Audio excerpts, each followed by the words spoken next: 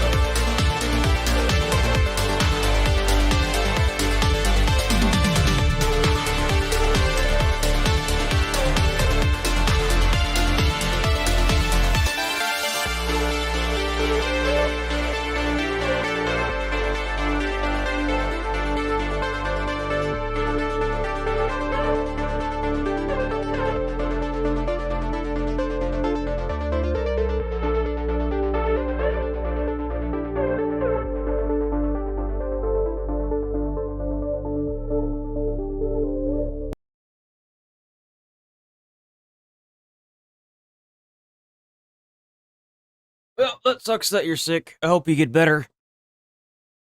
I really do. So we got 8 videos to go through. Actually, before you leave, Nigel, they fixed the Cracker Barrel. Trump was trying to push a new thing that was gonna change the Cracker Barrel back. They changed it back, and their stock skyrocketed. So it's no longer woke Cracker Barrel. Yep. We actually have a lot of stuff today. So this is the crew that was with the wrestler when he got beat down. This was the guy that got the other guy off of him to save his life. Snoop Dogg's being canceled. Cracker Barrel's fixed. Some weirdo online. Will Smith is under some more drama. Vashojo is trying to get money from the content creators. It's disgusting. But after that, we're gonna jump into Metal Gear Solid. We got like one trailer. Let us begin. This looks crazy. Remember this, human. I am your only friend.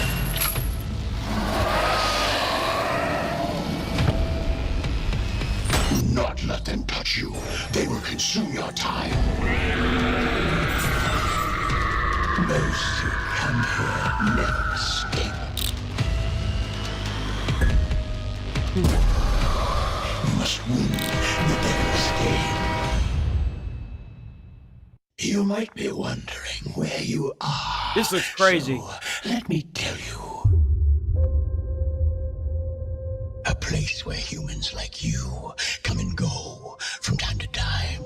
Limbo. Oh man, it's all good. We can recap if you want tomorrow. The abyss. Let's go ahead and get some rest. Don't worry about nothing, man. A game. You gotta worry about getting better. This game looks If you crazy. win, you will earn your freedom.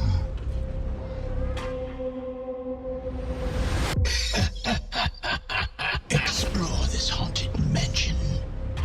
Find the cursed objects. Observe them. Remember what they are. During the ritual, if they changed, place upon them my talismans. But if you fail, the devil will do whatever it takes to keep you here. See you.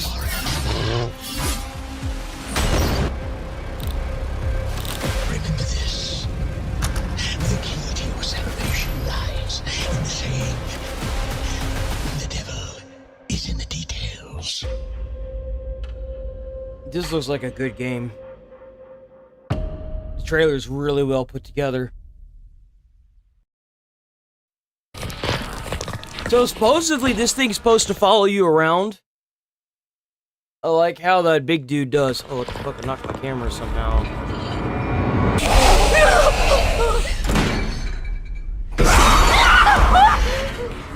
Since 2017's Resident Evil 7, a regular... I'm sorry, you could say whatever you want to me. My favorite Resident Evil is 7. Hands down. I'm sorry, dude. It just... Is it 7? Or is it 6? Resident Evil Biohazard. It is Resident Evil 7. I'm sorry, but Resident Evil 7 is my favorite. Staple of Capcom's horror series has been the inclusion of an enemy that stalks you. Jack Baker burst through a wall and into our hearts, the world fell in love with Mr. X, and Lady Dimitrescu provoked her own kind of online adoration. No kidding.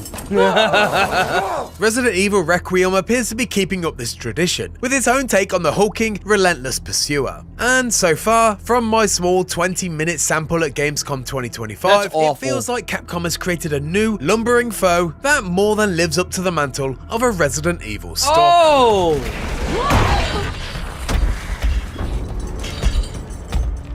The short demo takes place at the Rhodes Hill Chronic Care Centre. This game looks amazing, and stars our latest protagonist, Grace Ashcroft, who creeps through the dimly lit and suitably spooky setting, armed only with a lighter and glass bottles. While I expect that combat will be a part of the full game, there were no firearms to be seen in this demo, so there's an inherent emphasis on caution while creeping around the clinic's handful of rooms and single long connecting hallway. And if you think that sounds like an incredibly small location to explore, well, you're right. My sample of Requiem lacked any real kind of exploration and was largely a task of collecting item A to open item B, which allowed you to get item C and so forth. Yeah, that's Resident Evil, it's just that they gave you a smaller area.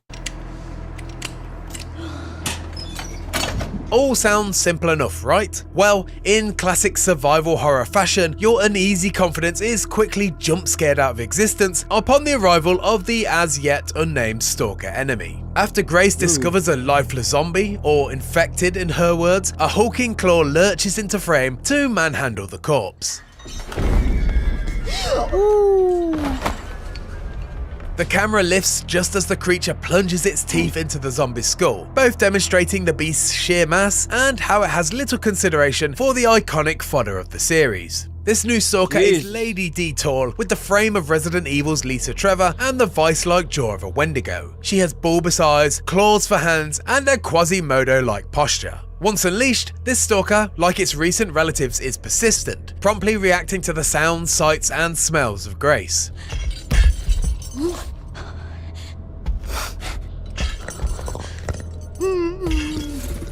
And like her xenomorph stalker cousin from Alien Isolation, this monstrosity can, and will, travel above you through the ceiling space, dropping down as quickly as it can scarper up. Basically, she's relentless and can easily outmaneuver you. Jesus.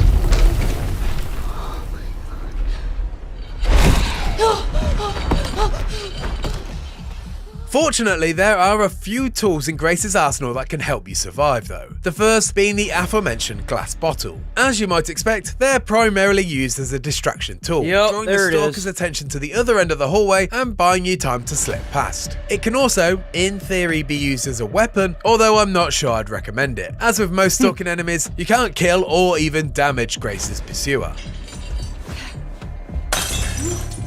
Perhaps Grace's most valuable weapon though, as you might have gathered by now, is sneaking. While crouching, you are afforded... Are they not going to have any guns in this game? There's no way they made a Resident Evil game without guns or weapons. Right? There's no way. Some moments of mercy, as you take advantage of whatever small pockets of space you can find, be that under tables or behind corners. It's a useful... Will Resident Evil Requiem have weapons? Yes, actually, Resident Evil Requiem will have some very cool guns. Ooh. Ooh. Ooh. Skill, particularly in the nurse's station room, when drawing the attention of the beast is inevitable due to a scripted sequence. It does, however, only buy you a moment to slip by, and even when you reach a safer spot, flicking open your lighter to illuminate the darkness will draw the stalker's attention back to you. Creep as much as you wish, but your pursuer is always hot on your heels, no matter how carefully you tread. This seems like a really cool concept. I mean, it's been around since the beginning of Resident Evil, but still, I love it. Boop. So... this has gone like mega viral. Explaining the nose ring theory. Check out the Dadvocate. Subscribe to her channel, give that video a like. How have so many people seen this video and then there's only like 52,000? Damn. Let's get it. I've got a fun one for you today that I think you're going to find interesting. Nose ring theory. And I just know that when I say that, half of you are going to be confused and the other half of you somehow know exactly what I'm talking about, even if it's the stereotypical Karen look. Are these freaks that get out and protest. They always have crap all over their face. They look kind of young. They have like metal and tattoos all over their face. Clearly not trying to find a job. if you've never heard of it before. Purple hair. I'll explain everything I've learned about this theory, show you some examples, and then give you my 2 cents on this whole thing. So to take you on the journey that I went down to get here, I'll show you the video that I first saw that introduced me to this whole thing. So I'm 24 years old, and I've been trying my hand at dating all this crap in her face. men, specifically for... Who the hell wants to look like this, first and foremost? Like, what? Why? Like, look at her eyes. Nobody's eyes look like this. She's probably got so much makeup on her face, if you, like, rub up against her, she's gonna, like, give you a full-on makeup cleanse. Probably about 5-6 years now, in a serious way. I'm single at the moment. My boyfriend and I just broke up recently, and I have probably dated about like 4 to 5 men, seriously. Keep running into the same issues every single time I date a man, and I've been trying to like really get to the root of what it is. And now Well, if you're running into the same issues every time you date a man, maybe it's not their fault, maybe it's yours. Huh? You ever thought of that? I know what you're thinking. If there's a pattern, usually it's yourself. Probably have a type. I do not have a type. These men don't know each other. They're not friends. They're not from the same area. They don't look alike. I really do not have a type. The only thing that these men have in common is that they are men. I really have been reflecting a lot and trying to figure out what like the root of all these issues is. Now don't get It's you. You the dumbass that's growing the tree, cut the roots off. me wrong, I'm not perfect, but I'm not the reason that any of these relationships ended. Oh, I'm sure. Keep telling yourself that. The main issues that I've come to recognize is that I don't think men are really socialized. How the hell do you breathe, though? Dude, like, my nose hairs get too long and I have to trim them because I can't fucking breathe. How do you have all this crap in your fucking face? To know what it means to truly love That someone, can't be like, love comfortable their to have. partner and care for their partner. Obviously, I'm not saying this is all men, but I think it's just not normalized for them to, like, I don't know, just like, I guess I don't know how to phrase it. What I'm saying, for example, is that every single one of these men individually has looked me in my eyes and told me that I am the love of their life, I'm the most important person in their life, that they would take a bullet for me, and every single one of them has It's probably because they're just trying to get into your pants.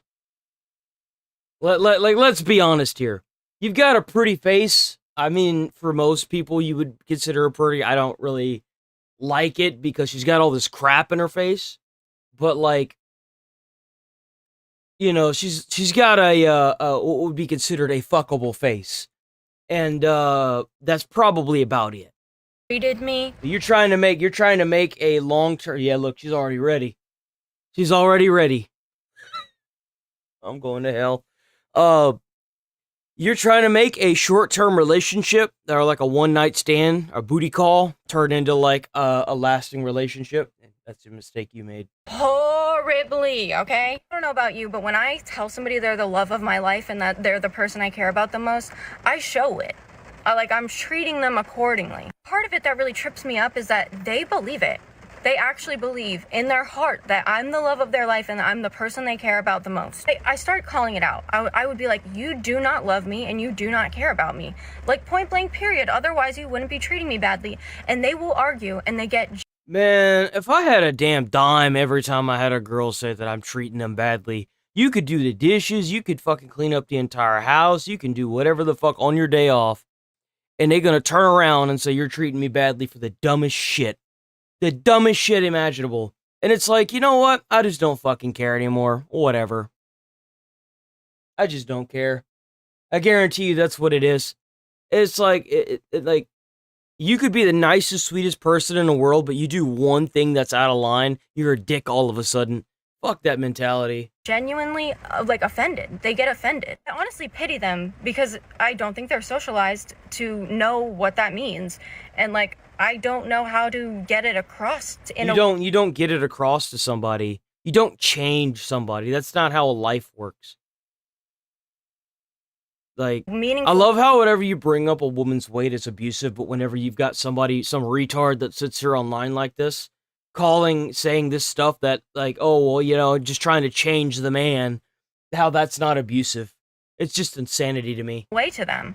Like, they just don't listen. And I'll be like, okay, you wouldn't have done this bad thing to me. That's another thing is, like, whatever they understand that they're not going to get across to you. It's like, well, you just don't understand. And it's like, no, I understand. You're just an ignorant piece of shit. No. Actually loved me in the way that you say you do. Like, that is not what love is. That's not what love is. When you love Bitch, you don't even know what love is. It's a fucking word. someone, you don't do things to intentionally or even unintentionally hurt them. You do that. I hate to break it to you, but any relationship you're ever going to be in, unintentionally hurting somebody is going to just happen. It happens naturally. You may not even realize it, but it happens. And you know what your job is as a partner? To say, hey, that kind of, I don't like that. I'm not a big fan of that. You know, that's the other aspect of a relationship, this thing called communication.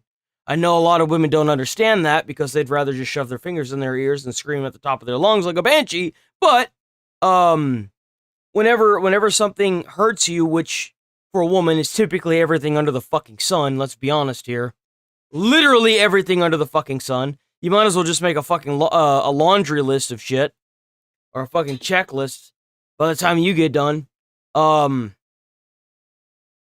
you just be looking at somebody, like, you working at customer service, and you just looking at somebody in their eyes, and it's like, what? Shut the fuck up. But, it's just so stupid how these people try to sit here and say, well, you know, whenever you unintentionally hurt me, that's not okay. Well, you know what's not okay? Not using your communication skills to relay that it hurts you. And then blowing up later whenever shit hits the fan. Fuck off. Why is that considered love to you? I'm just like, I don't know where it's coming from. I honestly pity You do realize that to be in a relationship, both parties have to give and sacrifice? Not just one side? them because that has to be awful, but like I can't handle it anymore, dude. So in this video, this girl is describing her troubles with finding a good man. She insists— No, she's describing her personal traumas and the fact that she can't get over herself to give and take for another person, regardless of their gender. That's what I hear. It sounds to me like no matter who she's going to be with, it's never going to be enough. Honestly. that she doesn't have a type, that none of these men really have anything in common, but for some reason in the end they always end up treating her horribly. And this led many in the comments to speculate that it must be something about her that is the common denominator. And unfortunately, since it's such a short TikTok video and we don't really get much insight onto greater parts of her personality, and she's not very open about what her most major flaws are to figure out why she's attracting such mean men or why her relationships are always driven to turmoil, people began to theorize, because it's one of the most noticeable things about her, that it could potentially have to do with the amount of piercings she has. In fact, these two comments right next to each other say the piercing theory is so true, with over 700 likes. And again, don't know, don't care, nose ring theory with over 1,200 likes. So you might be wondering, like I did, what about having a bunch of metal in your face would cause someone to treat Oh, is they a freak? Mentally ill, personally disturbed, fucktards. you poorly? I mean, sure, the style isn't everyone's type, but these men were clearly attracted enough to her to date her, so then Because she's got a pretty face. what is it that's causing the relationships to not go well? So I know. Her disgusting, awful, terrible personality. There you go. There it is. I decided to look into what these men were referencing when they talked about the piercing theory or the nose ring theory. And this was the top video I found. Have y'all ever heard of the septum piercing theory? If you have a septum piercing, you may not want to look it up, but I'm always the last person to hear about shit. So, this is common knowledge. It's dead ass. It's actually dead ass. Because it says that every person that has a septum piercing makes their trauma their entire personality. Oh, what'd I say? Mentally ill freaks.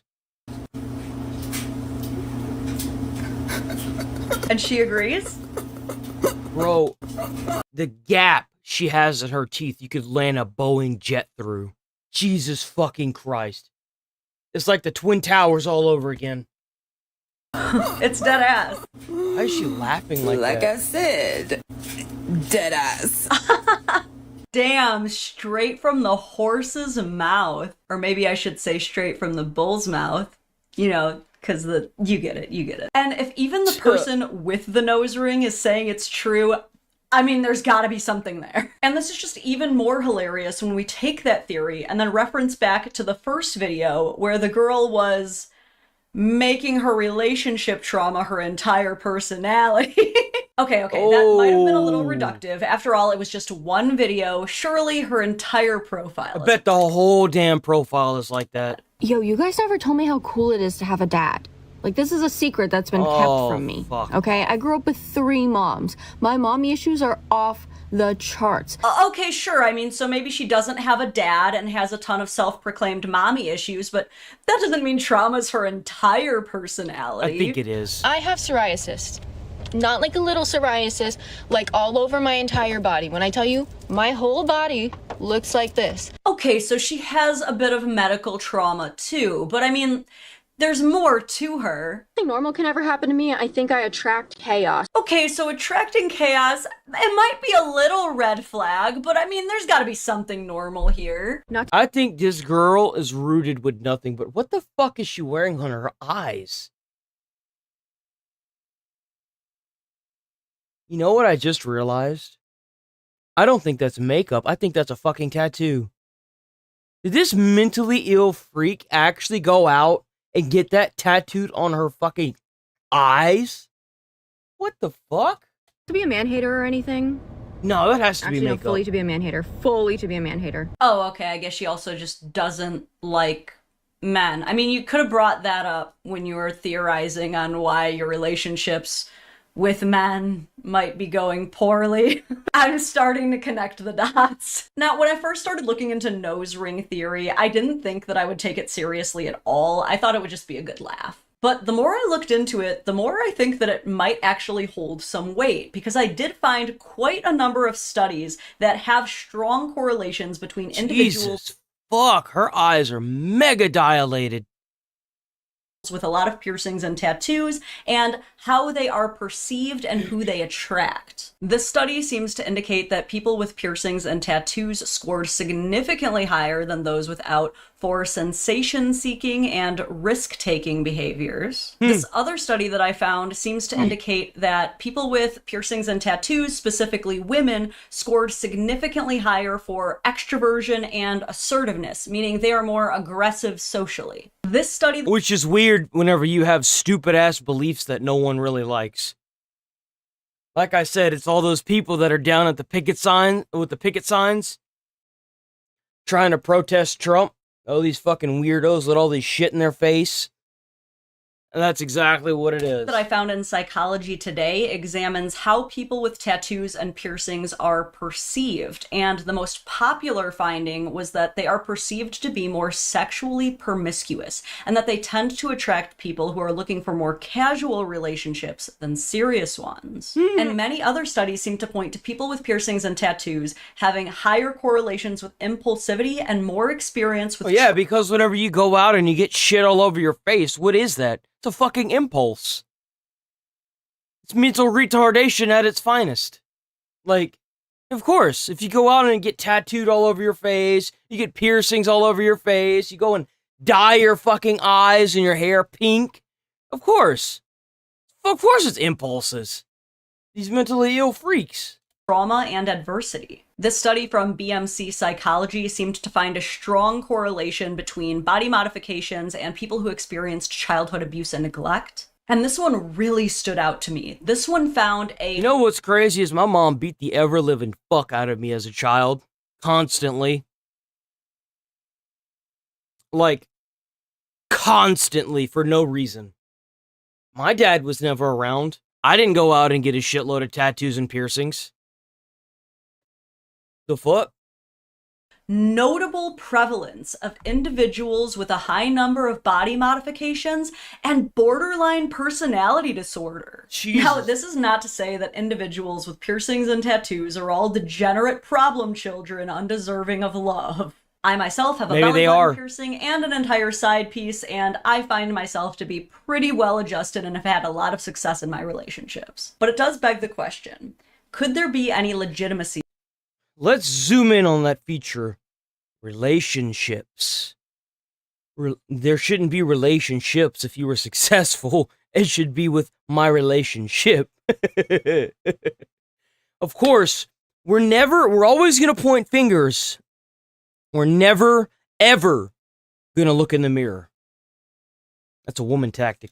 To the nose ring theory, or is it mostly just something that jerks shout at people they disagree with online when they happen to have a nose ring? My ultimate conclusion?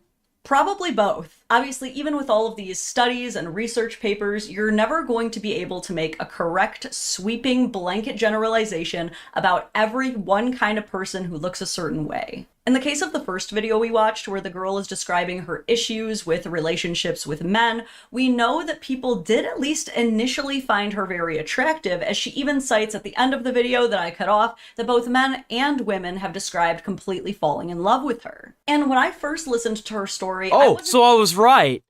I was right. It's her. Both men and women. Maybe there's a fucking indicator there that the red flags aren't from your partners. Maybe they're from you, huh? Who would have doubt? even making any judgments about her physical appearance. I was truly waiting for the other shoe to drop of when she was going to describe some consistent patterns of behavior. Yeah, that's another thing is like, she's absolutely right about this. She didn't say any like consistent patterns. And she's keeping it vague. I'd imagine she redid that video like 7 times because she knew that if she wasn't vague enough, people would immediately hone in on the fact that it's her fault. Lead to all of this correlation. In her case, I definitely think that being a vocal man-hater was probably the linchpin in the disruption in her relationships with men, but certainly not all women with piercings and tattoos feel that way. In fact, here are some examples of super pierced and tattooed girls in very happy relationships with men. That ain't gonna last. These guys look like these don't even look like 20-year-olds. They look like they're fucking still in high school or something. Ain't no way that's gonna last. No way that's gonna last. I give it like 6 months.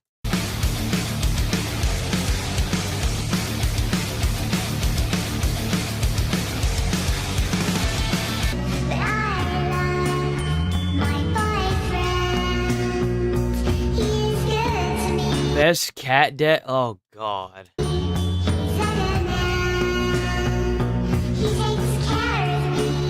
What is it? Is she gonna be like another 6 months if you're lucky? These probably are already all broken up.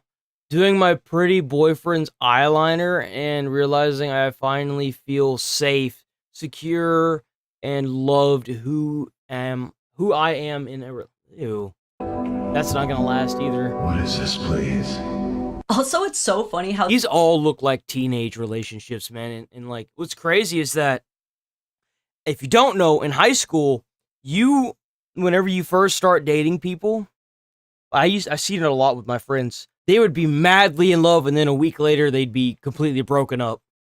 It was the craziest thing. they always go for the nerdy gamer guys. But this is what makes the nose ring theory so complex, because if the first video were to be enough to prove that it's accurate, then all of these other videos should be enough to disprove it, right? At the end of the day, the nose ring theory is just that, a theory, an idea worth discussing. Is it true that people with a lot of tattoos and piercings tend to be a bit more rebellious, chaotic, and traumatized? Obviously. Yeah, probably, but does it make them inherently undateable? No. Some of them are. Some of them are. You can date them. It's kind of like when you date somebody that has terminal cancer and they die in 6 months. In this instance, you don't know when they're just gonna go crazy and then break up with you. Absolutely undateable, but not all of them. As with most things, it's a case-by-case scenario, and it's always more important to pay attention to how a person behaves or what they believe in than it is to try and find secret clues in how they look or dress. Anyway, that has been my analysis on nose ring theory. WW take, by the way. Awesome take. Go check out her video. Go check out this video. It's great. W take. Really opens up a lot to the world. Apparently, they trying to cancel Snoop Dippity Dog. Man, what the hell is that?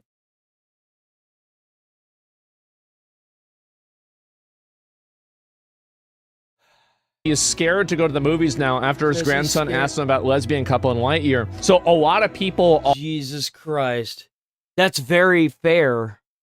Are pressed about the fact that Snoop Dogg said this. Lightyear. I think it's called Lightyear. Kiki Palmer's in that movie. Yeah. Okay. She plays like the daughter. We watching it, the lady, which is Kiki's mama, they move on into the space years, they move down the line. They're like, man, she had a baby. Who? With a woman. What? They doing that gay shit again? Well, my grandson in the middle of the movie like, He go, what the, Snoop, how what the fuck? Yeah, how'd that happen? a baby with a woman? She a woman. Oh, shit. Yeah, like, I wouldn't want to be the grandfather in that. For sure. Especially if, like... I mean, it would be kind of simple to explain it, but if it's not your kid, that's one of those talks that you gotta be like, ask your dad, you know? Oh, shit. I didn't come in for this shit. I just came to watch the goddamn movie. That's what I'm saying, yo. Like, I didn't come here to deal with no woman overtaking the movie screen, man. I just came to watch my damn action movie What is this? The thing is that there is a reason why people love Snoop Dogg. It's because they relate to him. No, it's because they're not gonna sugarcoat anything. They're just gonna say it. And if you want to put out some backlash, ain't nobody gonna give a fuck. That's why. And I don't blame him for just saying it either, because it's the truth. Whenever you try to sugarcoat and you try to tiptoe around these issues, they get worse. You gotta be blunt, you gotta be forward, you gotta be honest. That's how anything gets solved in the world. No idea how many people feel the exact same way that he does. That's why Disney's been changing up their movies. She had a baby. They both women's. How did she have a baby? Shh. Yeah. The movie ain't There's some over space shit. Don't worry So about it's it. like, it's fuck me. I'm scared to go to the movies now. Like, y'all throwing me in the middle of shit that I don't have an answer for. Yeah, and I'd imagine there's a lot of people that have been in the same situation. They're just like, dude, I'm here to watch a goddamn movie, not here to do all this extra shit. You know what I'm saying? Like, And a lot of people are going to get mad about this take. He's not scared of lesbians. I guarantee you, if anybody is not scared of lesbians, it's probably Snoop Dogg. He's scared of the question. Yeah, he doesn't want to deal with your kids asking you about that, doing all that stuff. A lot of parents do not want to have an LGBT conversation forced on them with their child at age 5. Now, you can say, oh, well, this is the way it should be. It's very clear that a lot of parents don't want this. You're going to have people like not going to the movies, right? And they're doing awful. These movies just don't make the money back. They're putting all this extra effort into DEI wokeifying these damn movies now, and honestly, Disney has to pull their heads out of their ass and fix this, because if they don't, they're gonna go bankrupt. Especially with these movies they've been making that haven't been hitting. Fail. These kids barely ever since they cut Johnny Depp doing that stupid shit, they haven't been the same. They have not made one good film since they cut Johnny Depp. And you know what? Even then, whenever they still had Johnny Depp, the last Pirates movie was weird. They need to bring back their old writers. Even understand biology to begin with. To understand being gay, you have to understand being straight. And these kids Exactly. That's why you can't be having these trans conversations in schools. How can you sit there and say that your 6-year-old boy is trapped inside of a girl's body when he hasn't even is trapped in a man's body, but it's a girl? How can you say that when they haven't even had their first straight experience yet? No, just no. Absolutely not. It's grooming and pedophilic. Just even understand being straight. There is a tremendous amount of people that listen to what Snoop Dogg is saying here, and they totally resonate with it. And I think that the amount it's not going to matter what the dead internet Reddit decides. Snoop Dogg is bigger than them. Snoop Dogg could buy Reddit and then ban all these fucking dumbasses off of it. So don't fuck with Snoop Dogg, man. Bro's a national treasure. We got to put this guy up on a pedestal and worship him. That listen to what Snoop Dogg is saying here, and they totally resonate with it. And you got the old people saying this, you got young people saying this, you got the middle people saying this. Obviously, obviously there's a fucking problem. Obviously there's a problem with this. The sooner we get our heads out of our asses and we start addressing this, the better off we'll be as a society. The amount of those people is gigantic. And the only reason you don't hear about it more is because every time that somebody voices their opinion like Snoop Dogg does, they get dogpiled like crazy. This dude doesn't give a fuck, and he hasn't given a fuck for a while. You know why? Because he's filthy fucking rich and no amount of internet bullshit's gonna get him canceled. Bro's one of the best damn rappers in the world. You think he gives a fuck? Fuck no. He's got so much fucking money he could wipe his ass with $1,000 bills if he wanted. Time. So it's not really gonna be a big deal for him. Exactly. You can only oppress the poorer generation for so long before the bigger generation get, the people with the real money push back. So Cracker Barrel doubled back. There was talk that Trump asked them to go back and get rid of this woke ideal. They did. They actually doubled back. Their stocks have fucking skyrocketed after they went back and gave this woke rebrand up. Cracker Barrel. They have gone back to the old logo. Woo! They listened to you, the customer. Here's a hot damn, they about to make a lot of money, boys. They about to make so much money. They about to make so much money from this. Quote from the restaurant. We thank We thank our guests for sharing your voices and love for Cracker Barrel. We said we would listen, and we have. Our new logo is going away, and our old timer will remain. At Cracker Barrel, it's always been and always will be about serving up delicious food, warm welcomes, and the kind of country. Okay, so I want to point this out. Apparently, their breakfast menu is pretty good. I had a commenter, a chit-chatter come in and say that their breakfast was pretty good. I've never had their breakfast, I've realized. But their like midday food is not it's okay. It's not terrible, but it's not the best either. There are places that I could go to for cheaper that would serve better food. Hospitality that feels like family. As a proud American, but again, you don't really go there for the food. You go there for the atmosphere. And them making the decision to listen to their audience, perfect example of what you should do. Our 70,000 hardworking employees look forward to welcoming you to our table soon. And this, of course, came after President Trump issued a truth message of his own yesterday, which went everywhere. And apparently the CEO of Cracker Barrel called the president yesterday to thank the president for his message urging Cracker Barrel to quit all of their ridiculous changes. And then Trump put on Truth Social, "Congratulations, Cracker Barrel, on changing your logo back to what it was. All of your fans very much appreciate it. Good luck into the future. Make lots of money." W decision. Best decision Cracker Barrel could have made right there. Hands down. The best decision. They saved their brand. Congratulations, boys. Y'all about to make a lot of money. And most importantly, rebuke the woke in the name of Jesus. Make your customers happy again. So a couple of things. I mean, before they did this logo revamp, they were having problems with the business model. They were needing to refresh. But what you do is add a different, maybe add something to the macaroni and cheese. I feel like they could have rebranded. That would have been fine. It's how they rebranded that was the problem. Rebranding wasn't the problem. It was how they rebranded that was the fucking problem. Anyone with eyes could see that. But he's not going to say that because he's on a national broadcast, but fuck that, we're going to say that.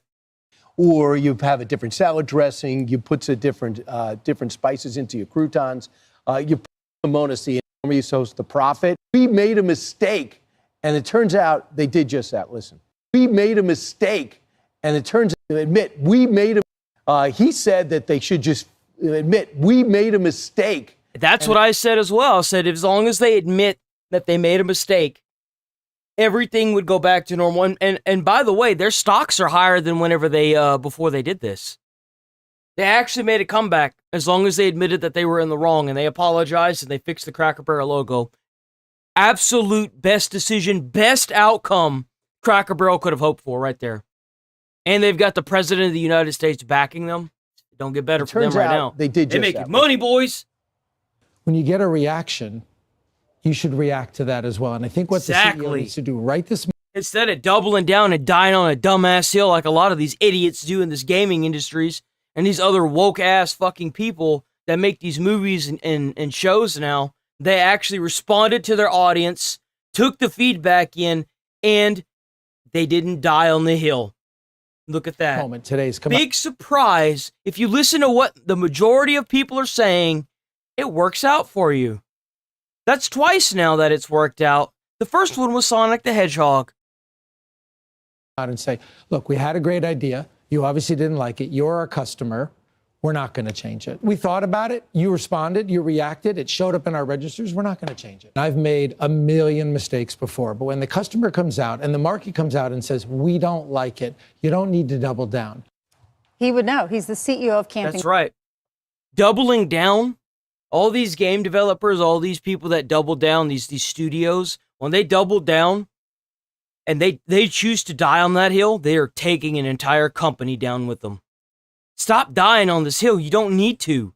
Fire the fucking freaks, these fucking cancerous people that get into your fucking your job and then try to fire people that are like, this doesn't look like our community would like it.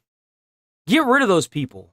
Those people that automatically try to get you fired if you looking at a game and you're seeing that it's got some weird ass woke DEI crap, or they're trying to change it to suit a broader audience than what has always been the primary audience, you get those fuckers out of there. Get them out of there. Don't bring the whole damn company down for a few of these fucking cancer cells. Get them out. World, the biggest RV company. He's the one with the big American flag, and a lot of people have said you need to take it down, and he does, and he fights for that American flag. And he also just bought Bed Bath & Beyond. But his point is correct. The customer is always right. Isn't that what your parents always taught you? That used to always be the philosophy with everything. The customer is always right. And you know what's crazy, and it's really sad to see, is that nowadays, whenever you're making a video game, you have something that no other generation has ever had, the internet.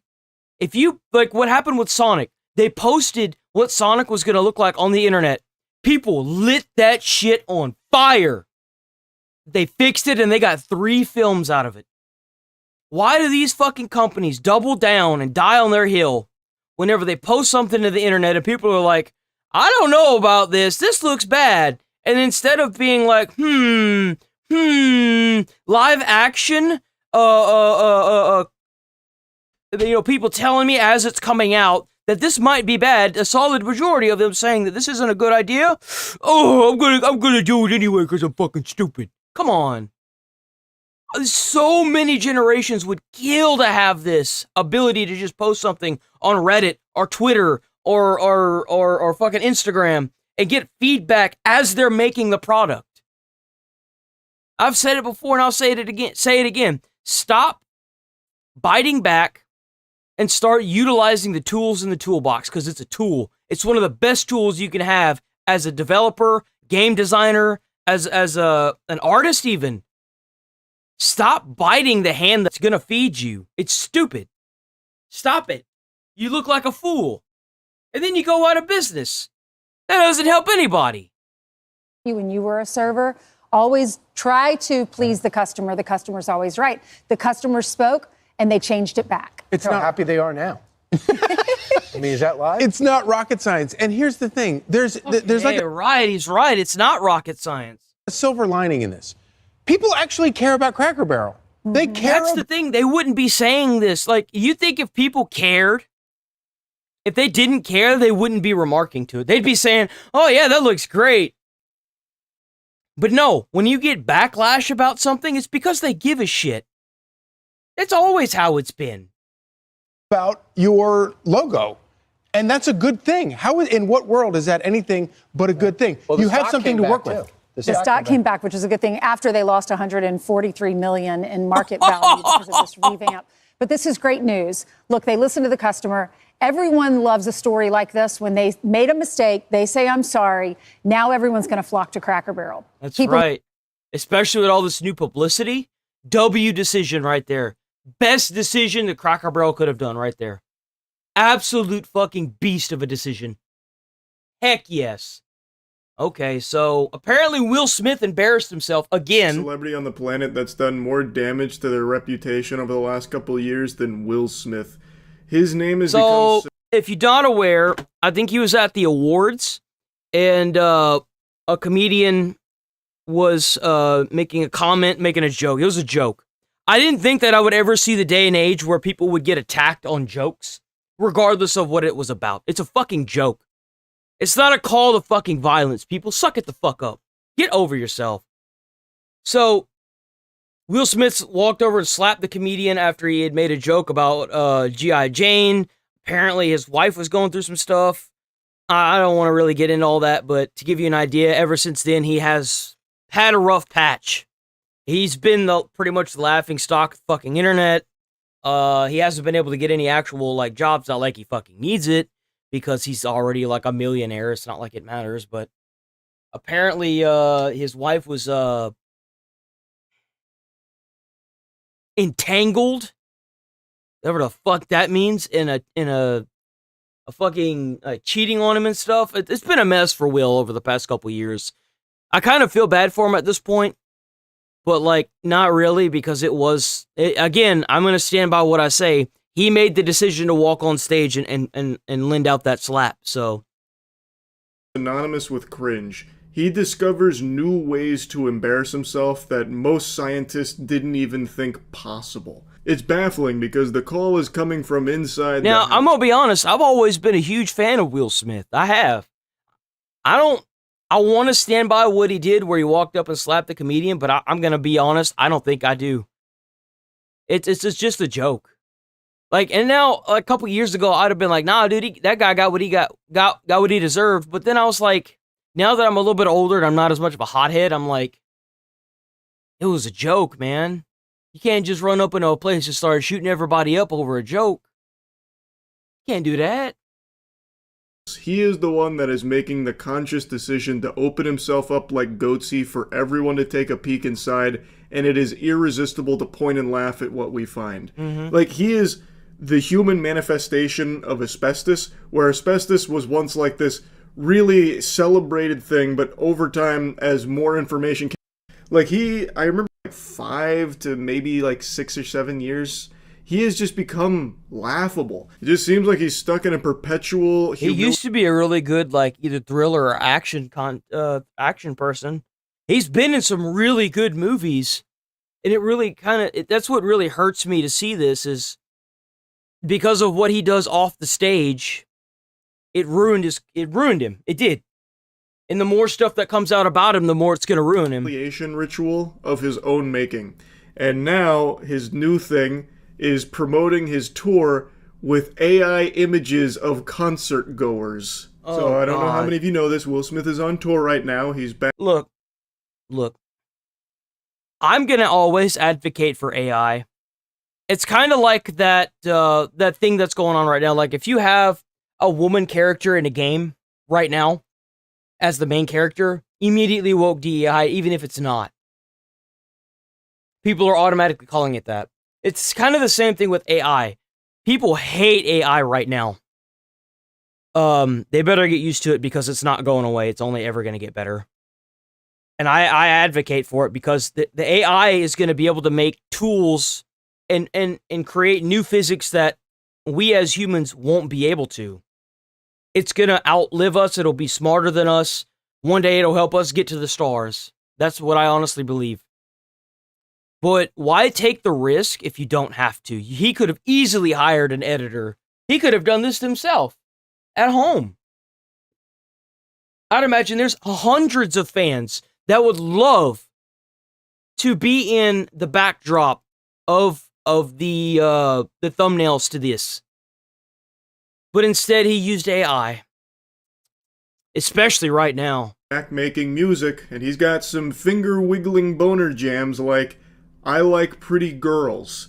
And he's on tour right now, and he just posted on his official YouTube channel a clip that features an AI-generated crowd. I had to mute the audio, obviously, but there are definitely real people that are going to his tour. I don't think the number is as great as him and his team want it to be, so for their promotion... That's what's really sad about it, is like they could have used a real audience. Why do they have to do this? Material. Why take the risk and use an AI-generated audience? The tour, they resort to showing AI-generated crowds cheering and going ballistic for Will Smith, and it's blatantly obvious that it's AI. This is some turbo insecure activity right here. Like, this is an actual, like, midlife crisis meltdown moment where he's like, the numbers aren't where I wanted to be. Let's go ahead and fudge it with some AI-generated crowd reactions that love me. It's so fucking odd. I imagine you can see a lot of AI here already. There's, of course, real people that are spliced in here too.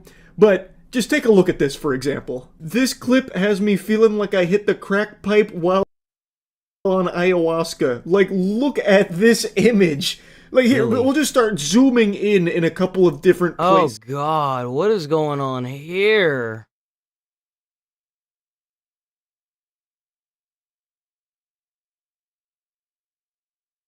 Oh, God. This is just bad. Like, here, look over in this direction.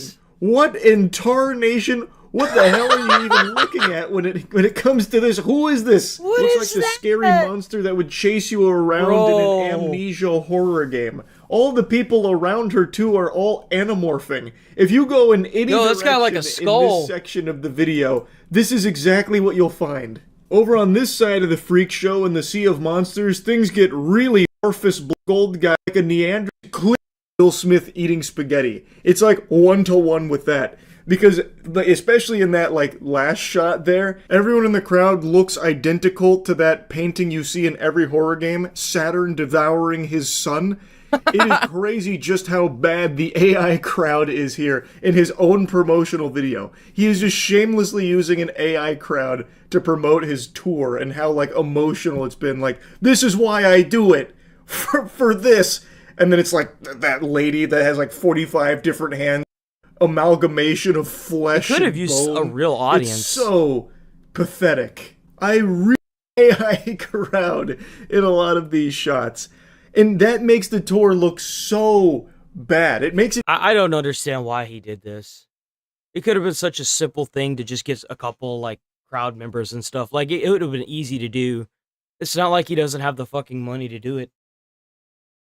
It's so stupid. Even, like, just this shot, where's it at? This shot right here, it could have just been the backdrop, and then, like, they could have blanked out the crowd, or made it look like a mist or something, and they just would have had the backdrop. They didn't need to do all that. That's weird looking. That's so stupid. It's such a dumb thing. It's such a stupid thing.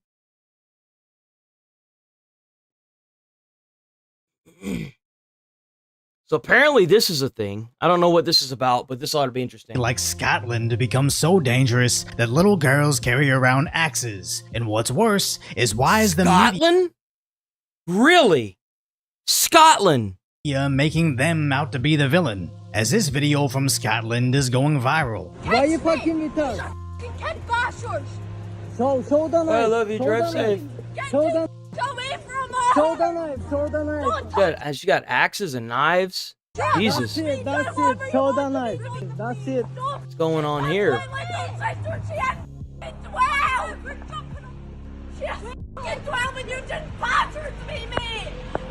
But rest assured, Can you have guns in Scotland? Can you own a firearm in Scotland?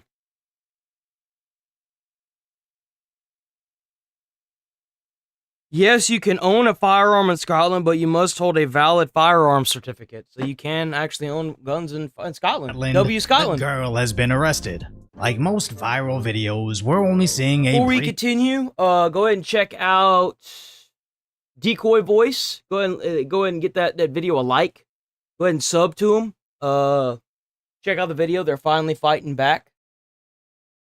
This seems to be happening all over the world at this point. You got the UK, United Kingdom, fighting back. You've got the US, well, not really so much the US, but we have riots here.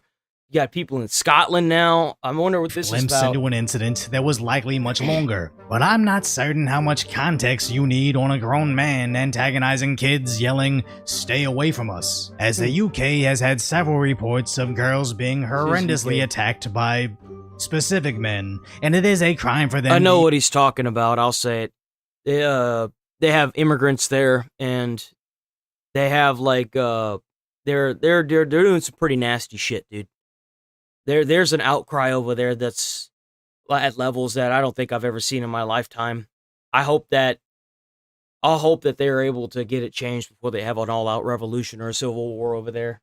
Even carry pepper spray to protect themselves, so it makes sense why people are siding with the But kids. instead of doing that, they've got police officers. I made a video about this a couple weeks ago. They've got police officers dressed up in like running attire, trying to catch cat callers in more pricier neighborhoods. But sure, there is a possibility these kids were on a crime spree. It just doesn't explain why this particular adult was interacting with them in the first place. And given how much social media outrage is occurring over the incident, you'd be certain the corporate media would explain why the girl, and only the girl, needed to be arrested. But no. Days later, local outlets are only saying the female youth was arrested. It's because they're censoring it. I tell you exactly what it is. They censored it. They're not going to talk about that. They never do. With a bladed weapon.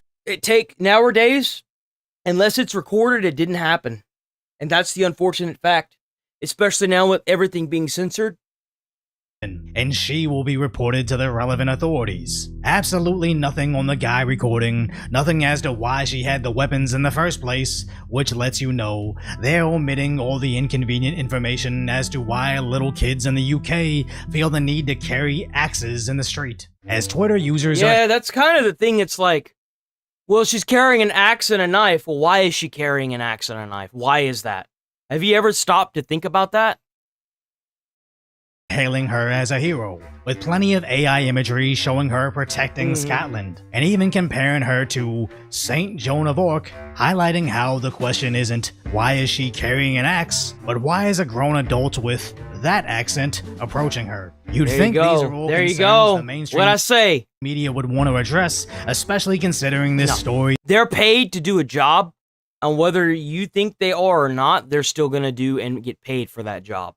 And the thing is like, I don't really blame the media outlets themselves, like the newspaper articles. I blame their government for trying to censor it, because the government's going to send some officials over, and they're either going to threaten or bribe them. They'll probably start with the bribe and be like, yo, spend this way so that way we can keep the immigrants piling in. And then if that don't work, then they get threatened.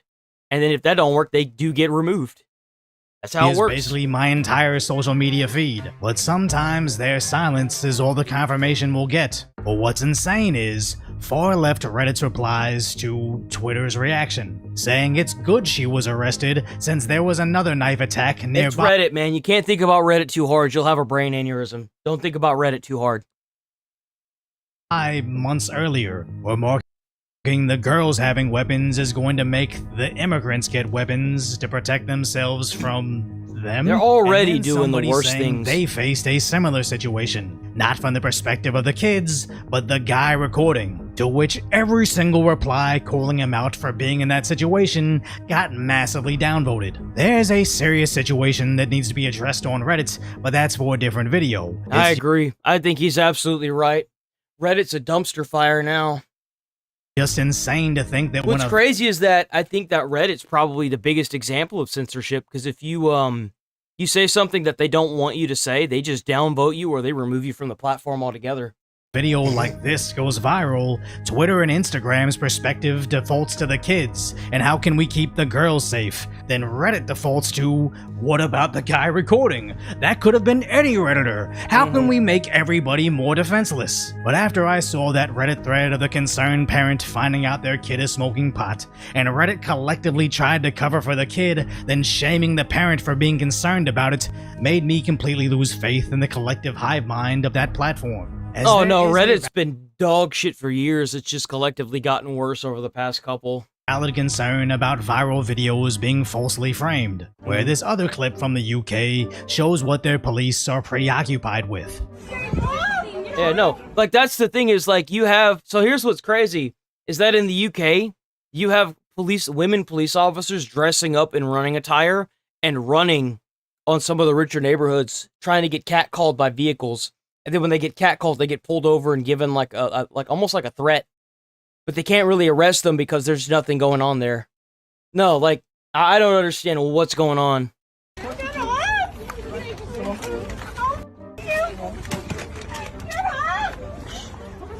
What's going on here? As most people would find this ridiculous, but it was later reported that she was arguing with the McDonald's staff and police, scratching and kicking them. As just because they're kids doesn't mean they're not capable of crime, and just because we identify better with one group, let it be law enforcement, students, or migrants, doesn't mean we should default to one side, as I don't even really believe that Twitter community note either. But what we're seeing in Scotland, or the UK as a whole, makes me believe the absence of information means Twitter is correct. As look at Scotland in 2019. Yeah, like, it's all over the UK. There are people in droves, peacefully protesting everywhere in the UK. It's insane. And I've actually had some commenters that are like, nah, it's all fake, da-da-da-da-da-da-da. But then you can look up these videos, and they're everywhere, dude. Look at that. 2 years later, the same side is protesting deportations.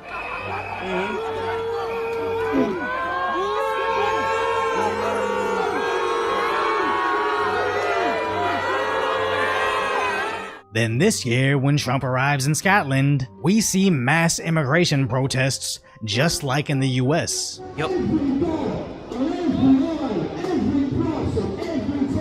You know what's crazy is all of these people that are out here doing this, advocating for these immigrants to be brought here. Instead of, well, why don't you let them into your house? Let them into your backyard. See how often they don't, you turn tail. It's like that one Reddit commentator, it was on Twitter or something.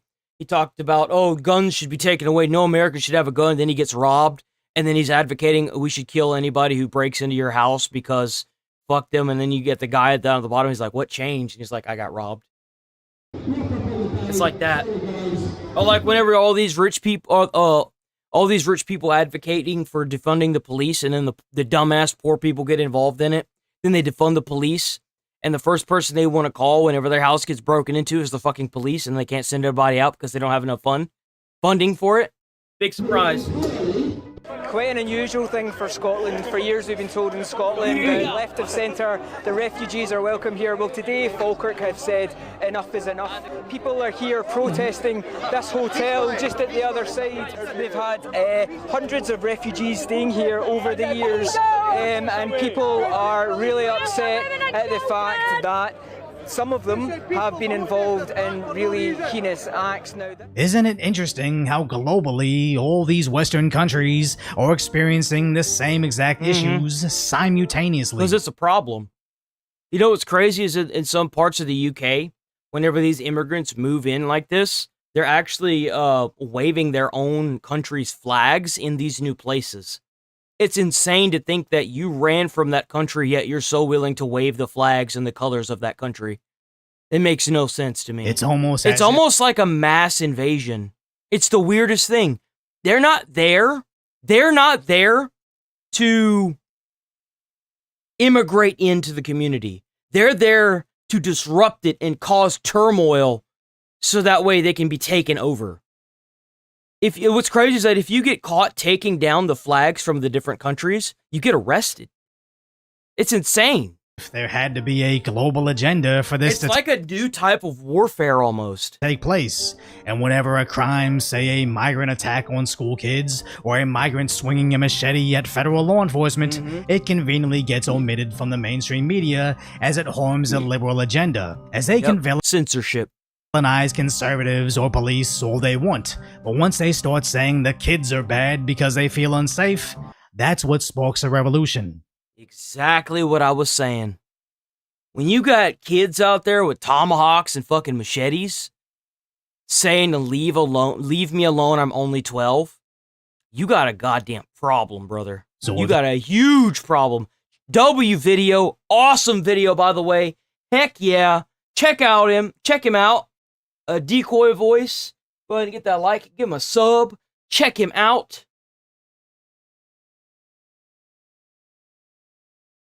You know what? We'll skip this one for today. Damn, I got another update? Jesus. Okay. So this one I've been looking forward to. This is the guy that came in and knocked off Roger Jackson from killing Psycho Stu. 34 of the Scaling Up podcast, a very impromptu last second emergency episode. We've got Doug and Ian here from our Pred Catches. You guys might recognize them. And last thing I want to say for our viewers, for those of you guys that don't know, check out Scaling Up podcast. Go and get them a sub, hit the like on their video. Go give them views on this video. They deserve it. I'm fairly certain whatever money this guy makes from it, it's going to go towards paying for Psycho Stu's, surgery and all of his stuff that he has. He's got a lot of medical bills he's racked up. Anything that I can do to help, they should hit me up. Emails in the description of the channel. In the same school 11 years ago, a long time ago. I know Psycho Stu personally. And I ain't got money, but I will definitely, if you guys need like a fundraiser or anything, let me know, and I will put that down in my description of my videos, however many it takes to get him what he needs. I can't promise you that I'll get you more than a couple thousand, but yeah, so I don't even know if I could scratch that together, but I'll do whatever it takes, man. Even if it's a dime, I'll get it to y'all. Started with it. What actually happened to Stu? How bad are his injuries? Broken facial bones is from what I'm hearing. Missing teeth. Has no recollection of what happened. Incoherent. So what happened is Roger Jackson got gassed up by his dad and the kick streamers, the 12-year-olds on kick. Then he got up there and I guess body slammed him. I guess that's what that's called. Picked him up, put him on his shoulders, and then hit him down onto the mat. Didn't do it right, knocked him out. Then got on top of him and commenced to punching him in the face 21 times. Roger Jackson is the son of Rampage Jackson, I believe that's his name. So they're both MMA fighters. His son is an MMA fighter. Roger Jackson is the MMA fighter, and commenced to hitting this man who is unconscious 21 to 27 times in the face and put him in the ER. It stunned everybody who was around him. Even the referee didn't even know what was going on because it was supposed to be like a show, but unfortunately, the only one that was taking it serious was the man that was beating the ever-living shit out of Psycho Stu. And then even from the people closest to it now that I'm disassociating with, they won't even put up the full story. Stu's pretty fucked up. I'll put it this way. What happened yesterday is he choked on his own blood. On his own teeth, I heard. Yeah, teeth and blood. And he lost all of his He lost most of his teeth. Right. A lot of them, yeah. Broken facial bones. He was So this man actually lived through this. I think he's still in critical condition. There's a good chance he'll never be able to go back into the ring. You have to keep in mind that this was a war veteran that did wrestling as therapy for his PTSD that he got. Bro's a war hero, and because of this sorry sicko punk, he's now fighting for his life in a hospital bed. And as far as I'm concerned, they need to lock that kid up. He needs to go to jail. Was out on the slam, and then the guy had made contact multiple times. I remember seeing that, kind of being in shock, and then I just went. Aside of that, running in, there was other people that could have got involved that I made eye contact with, but they just stayed by the stage. Let me put it this way. I'm sorry to Stu that the people that said that they were your friends let this happen. So how did you... What's crazy is that there were instances prior to him getting on the stage that say everything that you need to know about it. It's sad. It's sick, really. End up being involved, because from what I understand, you weren't part of that match, that segment. How did you end up out there in the middle of the ring during this match? I just got done with my match. I was blown up, took the heat, did the shit. Then I get a whisper by somebody, hey, something is not right. I might need you to go out there and check a scenario. What's crazy is that even before he went up there and did that, there was already a thought in the back of their mind that something might happen. Why wouldn't they be more prepared? Yo, this guy's going to do a spot. I'm like, when does the spot happen? Oh, we'll let you know. We'll let you know. Well, you want to let me know, but like, you're not telling me when the cue is, when is the spot supposed to happen. You're just going to let me know just in case. Right, so I'm stuck waiting for this cue. I walk out to somebody with the radio.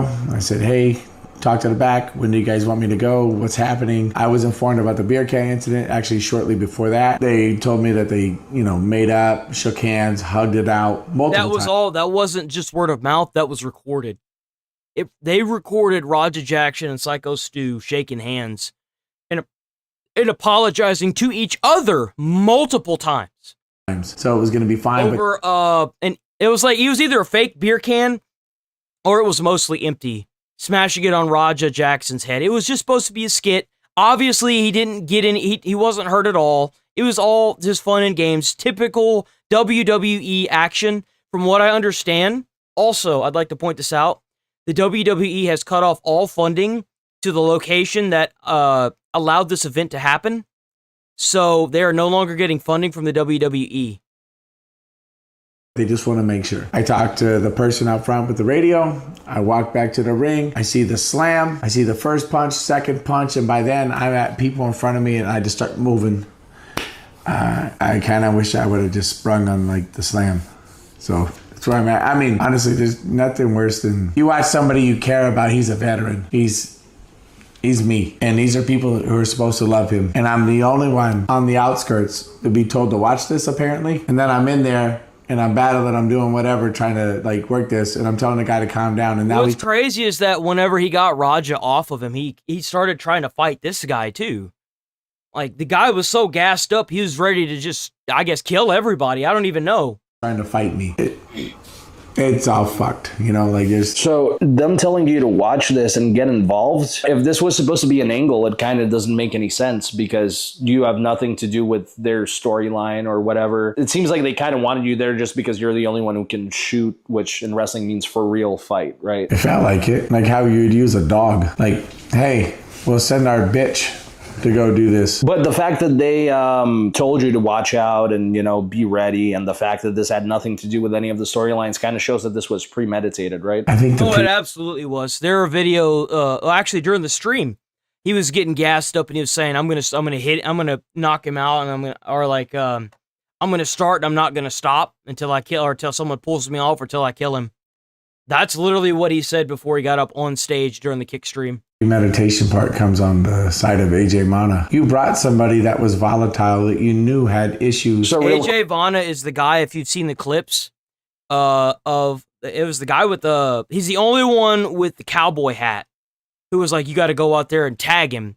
Tagging is a form of, so like you see it quite a bit in UFC, not UFC, I'm so sorry, WWE, where if a wrestler's being too aggressive, or like if a wrestler punches you in the face and he accidentally uses his whole force, then that's like I think it's a tag me, but like, I think that's what it's called. And then you pay it back, right?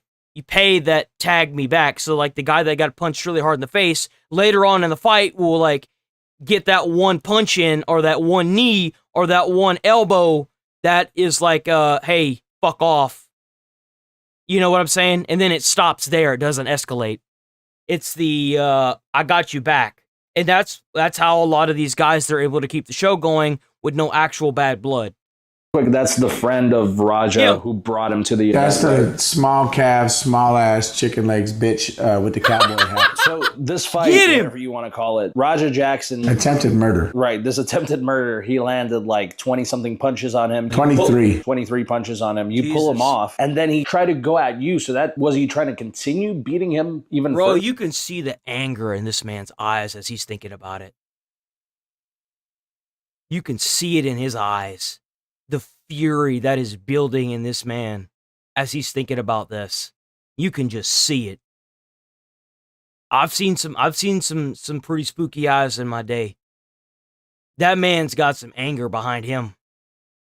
I think the culmination between his dad picking on him and all his daddy issues came out, and all the shit that AJ gassed up into his head, because let me put it this way. I don't like Raja. I think Raja's a shit person for what he did. I agree.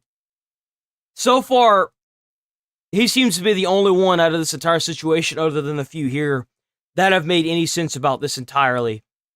Like, Raja's on the defensive. His dad has condoned what his son said, but it doesn't really feel like that's what's going on.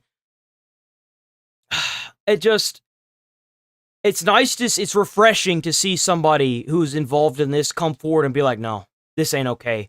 And he's right. Raja's a piece of shit and deserves to go to jail for attempted murder. It was premeditated murder, if you're being completely honest. It's premeditated attempted murder at this point.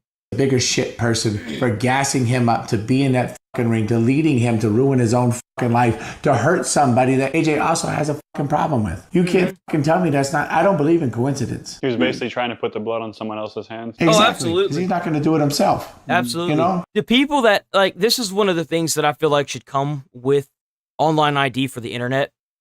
And this is going to happen. Online ID is going to be a thing. If you sit there and gas somebody up like this in the middle of a fight and you know how dangerous his hands can be, you need to go to jail.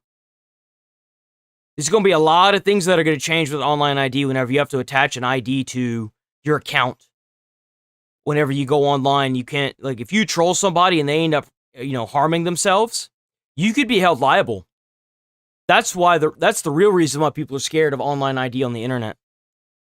The few little backyard fights he fucking got in where he got beat the fuck up, and then you got somebody that's a real fighter, trained by somebody that was one of the greatest of all time, and then you had him do your dirty work. He ruined 2 people's lives. So what happened when you got involved with Raja? Why did he want to keep going? Well, I know his chat was like gassing him up too, leading up to it, which we've talked about. Another reason why live streaming is toxic. Yeah. Just goes to show. When you're a man, you're in control of your life. If you do things for other men, you're their bitch. You are not a man, Basically you're what a live streamers puppet. are. Doug, so what happened when you and him squared off? I just went in there to stop it first, because I was kind of in shock. I saw Stu. I saw the punches. It felt like slow motion. I'm looking around. I'm looking at Stu's friends staring at me, not running in. I'm only running in. Somebody f***ing pinned Stu after he almost got beat to death. People are so chicken shit that they don't understand violence. So you mean to tell me that after he was unconscious and choking on his own blood and teeth, someone pinned him? They don't understand what's going on. They don't want to partake in anything. They weren't willing to save their friend. They would rather worry about their own image, their self, their master, this. Sometimes the world stops. Sometimes the world stops. You could go to the store one day, be shopping for fucking groceries, and if you see an old lady get beat up and fucking robbed, you have to do something. That's right. Sometimes the world stops. So these fucking people are sitting in the fucking ring watching a man get beat to death that they call a fucking friend. The people in the back are telling me, hey, can you go out there and make sure nothing bad happens? So now I got all this responsibility. But at the same time, if I'm AJ Mana, if I'm the people that told me to go out there, if that's the person I brought, or I know this whole situation is going on, I'd be right at the ring. No, I guarantee you he hauled ass up out of there the minute he saw what was going on. If somebody told me... I bet that little roach motherfucker really thought he was going to get away without being called out for it, too. Ian had the possibility of having a fucking fingernail being put out of place because somebody might be a little off in the ring. You think he had 3 people gassing him up. He had one of the other wrestlers with the cowboy hat gassing him. He had all of the kick people on chat, and he had his dad. Fucking chance of my friend getting hurt? I'd be in the fucking corner of the ring on the very side in the front fucking row. You couldn't move me from the fucking spot. I'd ruin the whole fucking show. Fuck all of you. That's my friend. That's my family. That's somebody who means more. Yes, sir. That's how you know what a real friend is. They gonna move heaven and earth to get to you.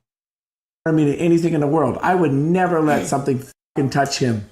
I would die before something hurts my family. And all the people that call him family, where the fuck were they? And then when we're in the fucking ring and I'm breaking it up and he shoots a fucking double leg on me, by the way, work a better fucking double leg, you fucking prick. And then I'm telling you to fucking calm down. I'm not even fucking fighting. I'm not even being fucking hostile. Then you're trying to fucking work and get lower, do this, change positions, and I'm over here having to swim with you, all this other shit. And then you fucking punch me in the fucking eye after we're breaking it up, you fucking loser. That's why you got fucking headbutt, and that's why I fucking punch you, and you're fucking lucky I was tired from the match before this. What kind of fucking person are you? You fucking low-life fucking clown. You want fucking clout, so you beat up a guy that's fucking half unconscious. You punch a guy that's trying to break up a fight and not even trying to fight you. I wasn't even trying to fucking hurt you. The fuck is wrong with you? So, do you think he wanted to continue beating up Stu? I think he would have killed him if you didn't stop it, right? I absolutely believe that this man would have gotten killed.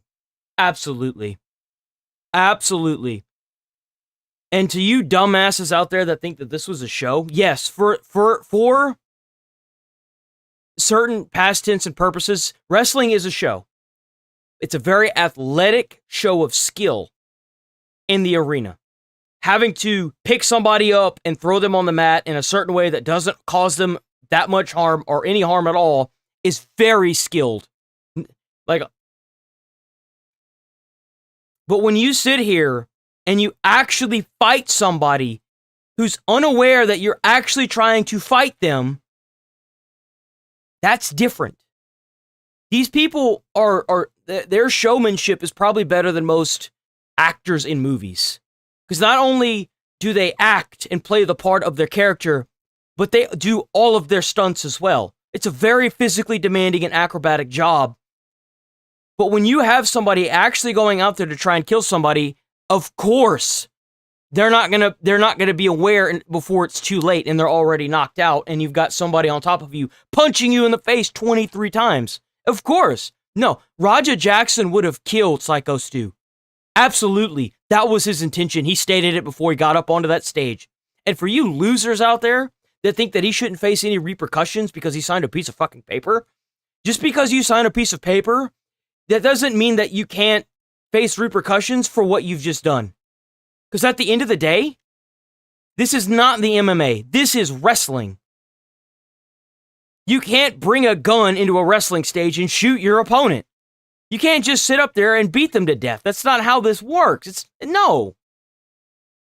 He would have killed him. He would have killed me if he would have got the best of me. If he would have took my legs out from under me like he was trying to, he was going to do the same thing to me that he did to Stu. Clearly, he was so gassed up and huffing and puffing when he left that match. It took him like at least an hour to stop huffing and puffing. He was so aggro. So aggro. He was pacing, huffing and puffing, sweating profusely. No, he was so gassed. He would have killed so many people. Watch the stream when he's walking away. I'm tired of people fucking with me. I don't care how many times you've been fingered in your life, bro. I don't give a fuck. If you got a fucking problem with the fucking world and the people around you, change your fucking people around you. That's right. Change it up a little bit. Go to therapy. Get some fucking help. Don't take it out on everybody else. And then you want to train by one of the best fighters to ever fucking live, your fucking father. Use his fucking clout. Use his fucking knowledge. And then you want to hurt people that don't fucking train like that? You're a fucking bully. You're a bitch. Fuck you. Fuck everybody who taught you that. So after all this happened, as far as the show, absolutely right. Did the show just continue? Like, how did Stu get out of the ring? I assume it was stopped and paramedics came. Like, what actually happened? He was given Oh, how's it going? Throw and kill. One of the biggest disappointments in the is Mark Henry.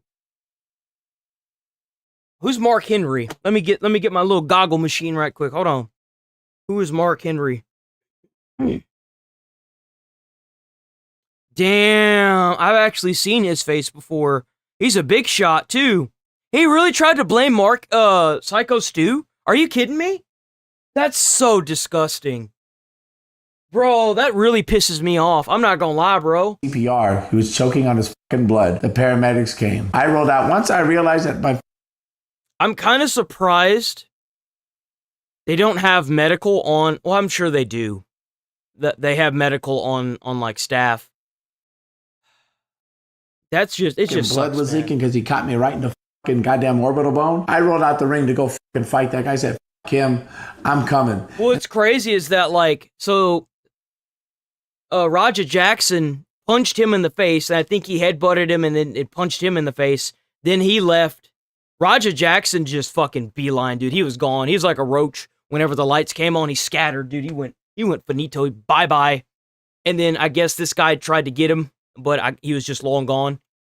And then everyone's holding me back. And he had already like ran out of there. Already gone. If I'm not mistaken, he's a veteran as well.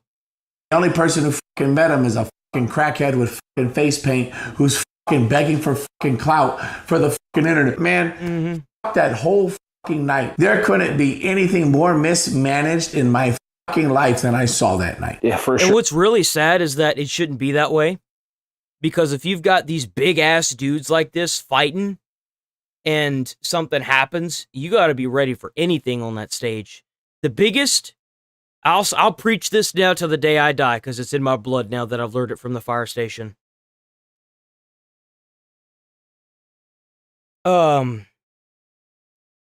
Shit. Dude, I'm so fucking, I just drew a blank. I can't believe I just drew a blank. Well, critical failures. Critical failure doesn't happen from one instance of something going wrong. A critical failure, and this you can even apply this to your life. A critical failure happens when multiple things cause a chain reaction. Multiple things going wrong that cause a chain reaction that makes you fail. Between Roger getting gassed up by 3 people, not having the appropriate medical people on staff, the lack of people caring about what was going on with Psycho Stu, the referee not knowing how to handle this because he's only ever been in WWE-style fights, the fact that you had an MMA fighter willing to go up on stage and start pummeling these guys, bro, you can't compare MMA to wrestling. You can, but not. It's different when you're trying to actually hurt somebody. Sure. So I'm just trying to get a better understanding of like how the show went on. Who took him out of the ring, first of all? Stu left by paramedics in his own blood, choking. A veteran, a war veteran. Was he stretchered out of the show? Yes, he was a load and go criteria. After that, what's even crazier is from what I understand, they had moved him around after they had pulled Raja off of him. There was some misinformation. I'm gonna tell you right now, as an EMT. I've heard some people be like, well, you could have broken his neck and da-da-da-da-da. No. So, if you're moving him around, if you keep his head straight and you make sure, because obviously most of the trauma that he received was in his face. It was in his head. As long as you don't jostle his head, nothing else will happen to him. What really matters is how much blood is being pocketed and swelling around his head. That's what matters. And roll it, because you have, like, I guarantee you the EMTs, when they got there, they rolled him on his side so they can drain the blood out of his mouth so he doesn't choke on it. And the teeth as well. Now, they did a good job. They did bring him, they made him stable. He's good, from what I understand. Sorta with the father listened to the phone call between him and his dad before the whole thing began. Set this whole thing into motion by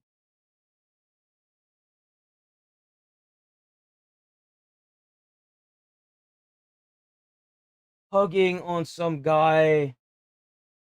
I do remember that. You're right. But like I said, between his dad, calling him names, because if I remember right, he was called some names, and his chat, like, this guy was completely gassed up. He was fueled like crazy. And he was huffing and puffing before he even got in that ring. There was kids crying. It's there just was so women and yes. children. If you rewatch the video after they pull off Raja from Psycho Stu, you can hear people in the background understand what just happened, because then they see it. You can hear people screaming. Like, they have kids in the audience at WWE. Do you really think they want to see this kind of stuff? No. They don't. You're talking about some of the most skilled athletes in the world.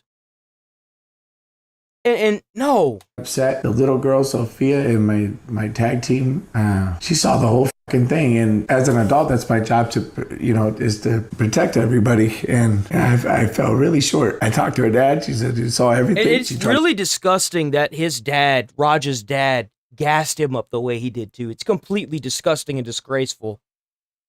The fact that you're one of the best MMA fighters, knowing full well that wrestling, it's similar, but it's not the same. And you sit there and gas your son up over just a little showmanship.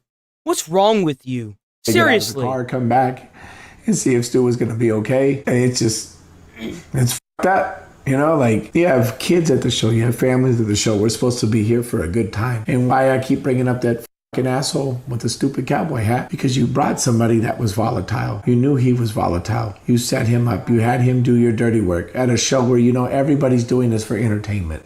Exactly. And you wanted to do that? Exactly. Fucking prick.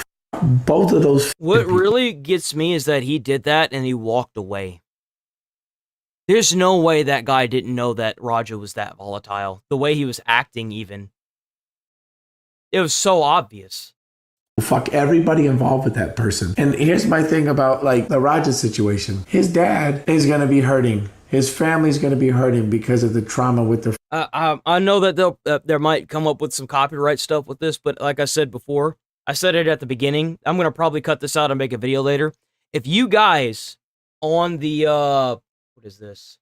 Scaling Up Podcast, if you guys need money to pay for this, hit me up. I'll set up a fundraiser for y'all. I probably won't get all that much money, but I will definitely set up a fundraiser on my channel for y'all for sure. So that way you can help get this man out of the hospital and get whatever he needs. I'm completely down with it. 100%. I will gladly do that. Shit, the embarrassment, all of you that. You guys set up a fundraiser. I will definitely be applying for it, even if you guys don't hit me up. So I hope they make a fundraiser for Stu.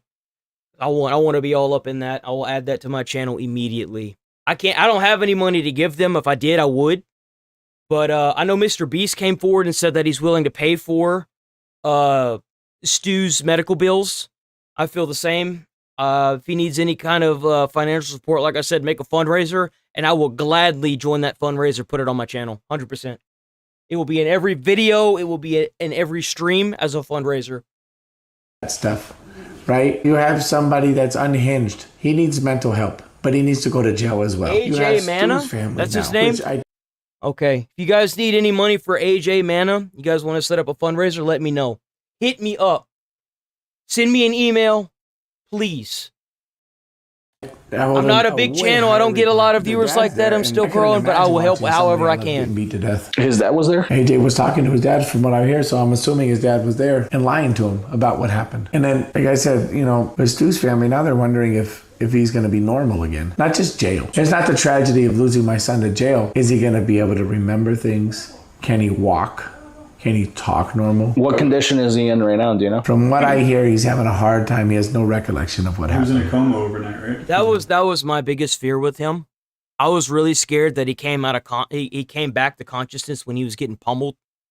Because like I said before at the beginning, he does do this. He's a war veteran. He does this to get away from the PTSD that he suffered from being in war, being a veteran. It's really sad to think that he's fighting for his life. He probably won't even be able to walk after this because of how much brain swelling he had. Like, if this guy is able to pull himself together and get back in the arena, he's going to be one of the biggest wrestlers that ever hit WWE. Hands down. I know it.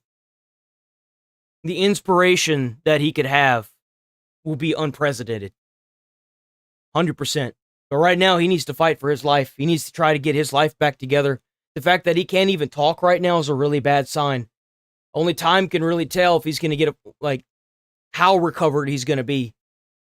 Yeah, he was induced. Medically induced. And he's lost all his teeth at this point, I heard. Most of them, from what I hear. He had brain swelling as of last night. It's gone down since then, and reports as of late. The cowboy guy, okay. And it was receipts, okay. It wasn't tags, it's called receipts. That's right, receipts.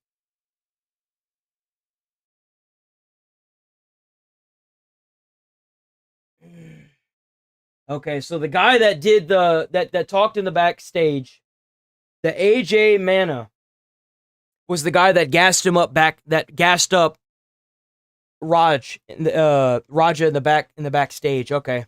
That's the guy. Said the that cowboy he's hat dude. Up and alive, but is extremely out of sorts, is having trouble walking, maintaining his balance. Yep. And as he gets older, he may even have memory problems. From what I understand is that the swelling of his brain did go down, but who knows how much long-term lasting effects this will have on him. They just took him off a breathing tube this morning, and would assume they're just keeping an eye on him. The fucked up part is Stu doesn't want his attention. And he doesn't remember anything that happened, right? That's what we were told. Yeah. He's apologizing. It's because the minute his head hit the mat, because he wasn't thrown on the mat correctly, he hit his head, and I'd imagine that's where he fell unconscious immediately. So it just apologizing to his wife. It really kind of shows the amount of skill these big dudes have when it comes to throwing these guys on the mats and stuff. How much skill you have to make sure you don't actually hurt somebody. Hospital. So, did the police end up getting involved? Yeah, no, they were multiple reports. I talked to the cops. I gave them my information. At what point did they show up? 15 minutes after the little bitch fled. Besides taking a report, did anything else? Yeah, he ran out almost immediately. Once he got out of the tussle with him, he left almost immediately. The stream kept going, and you could see him getting into the car, driving somewhere, and then pacing. It was so actually stupid. Being active. This is part of the reason I'm he here. He didn't I was even stick around to face the consequences of his action. Ran like a freaking hood rat, dude. Not present for this event. I was at home. I heard about it pretty much just like everybody else until I started communicating with my friends and colleagues at that organization, and they were giving me details. I have actually kind of stepped away from the wrestling world because of personal growing safety concerns. I hate to admit it too. I think you're right. I think in some instance, this is a little bit of, I think it's a little bit of two things. I'm going to be honest. I think it's two things. Number one, he's got money. That's the big one in my opinion. And number two, it's black privilege. They're so quick not to arrest this man and put him in jail because they're scared of the backlash that they might receive. And social concerns in terms of my reputation, so I have been slowly distancing myself from this brand because I am not surprised at all that this happened. You're talking about that school specifically? Yes, there are some. They did cut the school off. The school that they were at no longer getting funding. Great people in this industry. There are a lot of bad people congregated at this place. There's great people at that school. I'll put it this way. Rikishi gets the fucking blame because his name is on the school, but that doesn't represent him. It doesn't represent Tamiko. It doesn't represent a lot of people there. Or Rikishi wasn't even aware of it, right? No. He wasn't even in town. He was out of state when honestly, this happened. he's a beautiful person. I love him, and I love his son, Tamiko. The most disgusting thing, which is the reason I ultimately decided to be present for this, given that my involvement wasn't direct with the situation that's gone viral, which is a blessing and a curse. Part of me wishes so bad that I was there to assist the situation and help my friend here. The other part of me is glad I wasn't there because there's a good chance I would have gotten locked up that night as well if I was present. I'd imagine any of those guys feel the same that actually care.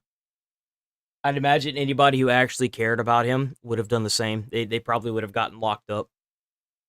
What I witnessed on video. But the most disgusting thing is that people at this school are being encouraged to not cooperate with the police. From what I hear, the police were there investigating. Are you kidding me? Holy shit. No fucking way. The scene shortly after Stu was removed, and there has been multiple requests that have gone downstream from upper management to not talk with the police directly if they are contacted and to only let a certain group of individuals interact with the police. That is extremely dishonest. You guys let your friend almost die, and now you're trying to have people lie for you. And fuck you to every single person who replied to them, yes, sir. You are all weak sacks of shit, and I hope you rot in hell. You are wasting oxygen that other people could be breathing. I could not agree more. How are you going to let this happen? Are you kidding me? Fuck yourself. And if you continue to be complacent in this investigation and you side with the people who you know are in the wrong, I wish nothing but the worst for you. Is there anything else? He's just steaming over here. Oh my God, he is angry. You can see the intensity, the fury in his eyes, man. I'm waiting for this dude to fucking light up like a match head. Jesus, he's mad. Bro is steaming over there. Any inside information that people don't know about yet that they would be interested in? How many episodes we got? Talking about this whole situation, of course. Well, I'm a professional boxer, and I've trained as a professional boxer for many years now. And wrestling was extremely new for me. Good, I'm happy they lost their WWE ID. They don't need that shit anyway, clearly. They're too busy trying to cover up something that they caused. Watched wrestling growing up. I didn't really understand it. Everything that I learned about wrestling, I learned on site. And it took me a while to really understand this industry. And when you're someone who has seen real violence in your life and experienced real violence, things are very clear what's fake and what's not. And it is apparent that every single person in that ring is an absolute idiot who has never experienced any violence in their life. They should have known from that first slam that this was not a show. This had. I heard a lot of people get mad at the ref. It's a yes and no. Your job is to break it up. But if you've genuinely never seen anything quite like that, it doesn't matter how big and how strong you look as a referee, it's going to shock you. I've seen firefighters that I've seen people whenever I went to the academy that were the biggest, strongest, beefiest dudes choke up on the simplest things at a fire scene. I've seen it. It happens to everyone. Especially when it's your first time. Like, if you're doing something in a career, firefighters are a good example. If you're doing something in a career and you get comfortable doing it to the point where it's just another day, that's how firemen get killed. That's how something like this happens when you got a ref that genuinely is so used to doing something so repetitive that he barely has to do his job. That's how problems get started and caused. I can't blame the referee 100%. I think he's a little bit at fault. I'd say like 25%. He should have stopped it sooner, for sure. Moved on from being a show, and somehow that individual was allowed to let off 23 punches before Doug here was able to intervene. Not one fucking person did anything. And that behavior continued when they encouraged every single member of this academy to stay quiet and not contact the authorities, not respond to the authorities, while simultaneously being extremely excited that this event has landed them 15 minutes of fame. They were encouraging people to repost their brother getting beaten to death and discouraging them from talking to law enforcement to make sure that the proper individuals responsible for this end up in jail. You knew that person was going to get hurt. You knew something was fucked up. I made eye contact with people from the side of the fucking ring when I was going in. I saw you by the fucking stage. It's not a big fucking room. You could have went around. You could have went through the stage. Well, what the fuck did you do? You watched your fucking friend die. You watched somebody that you call family die. That means nobody is important to you. Not me, not anybody. So if I'm working for you guys and I sell as many tickets as I do and I put all this fucking money, time, and effort into this shit like I fucking do, I'm your number one fucking ticket seller. I bust my fucking ass for you fucking guys. That means the minute something bad happens to me, you guys will just watch it happen and you won't do shit. How long have you been there? You know what's crazy is that this thing might be more WWE franchise than you think, because a lot of the wrestlers, they end up having to go back on stage because they can't afford to live once they stop making money and they don't get any actual benefits. You'd be surprised at how many wrestlers actually died in the ring after they stepped back into it. 3 years? 3 fucking years. Stu's been there since day one, and they let that happen. And to he's him. a sweet human being. Yeah, he was there when I was training 11 years ago. I love you, Stu, and I'm sorry for the drama. And I'm sorry for the people at Knox that don't deserve this. So, Doug, are you still part of Knox Pro? No. What's the point? They would watch me die. Facts. I wouldn't be a part of them either. I'm not a very big guy. I'd never be a wrestler, but if I was part of a job that would so easily watch you die like that, no way in hell I'd go there. How can I trust you with my body? I'm going to let you pick me up for a body slam? I think it's all fun and games. I'm having fun. I think it's fun. I get hit with chairs. I'm laughing with my friends. But if I'm getting hit with chairs, metal fucking chairs, my head's bleeding. I got scars all over my fucking dome from this shit, right? And I'm having fun and I'm thinking, we're all having fun together. But then I realize you're trying to hurt me. And then I'm thinking, maybe, they didn't mean to fucking hurt me. But after this, it's apparent. It's terrifying. You trust other people in there to do their job properly and to keep you safe. When you're a fighter and you have a fighting background like me, you're taught to keep your hands up. You're taught to protect yourself at all times. It is a rule of fighting. In wrestling, you are not allowed to do that. You have to present your chin. You have to present your neck. You have to present your entire body. And it's always a fear in the back of your head. Is this person going to hurt me? Whether they're not knowledgeable enough, whether they're not experienced enough. Well, and that's where the real problem is that Psycho Stu, allowed Raja to pick him up and then do the body slam, not realizing that Raja's intentions was to kill him. That's the big problem with this entire thing. It was never to put on a show. His intent was to kill. Wasn't to harm. Literally stated it before he went up there to attempt to murder this man, what his intentions were. Should never be a thought in anyone's mind. Was this person sent here to hurt me when I am put in a position where I am literally required to not defend myself because we are putting on a show? This is entertainment. They broke every single fucking rule when they sent that person, when they allowed that person who is a known volatile loose cannon of an individual into that ring. They knew exactly what the fuck they were doing, and everybody responsible needs to face the consequences. Yeah, that's. I absolutely 100% agree. They all need to share a cell together. They can all be butt buddies in prison. I think this is the craziest thing since like the mass transit incident of something like this happening. I still can't get over the fact that little Sophia had to see that shit. To know that she was crying, she was hurt. To watch Eli's face, my friend's kid that was there, and to see him, he wasn't crying, but he was confused. He was sad. You could tell it hurt him. And that's a kid that didn't need that hurt. And you know what's crazy is I imagine that all the kids that saw that are now traumatized. Because, like, that's wrong. He needs love. He needs community. And we showed him that's how adults act. So do you guys know if Raja ended up getting arrested? I don't. He didn't. I don't believe so yet. He didn't get arrested. I'll do an update right quick. Let me see. Did Raja Jackson get arrested at all?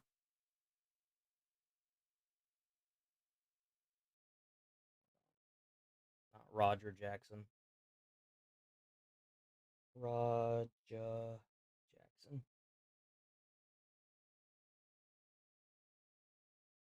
He's under investigation.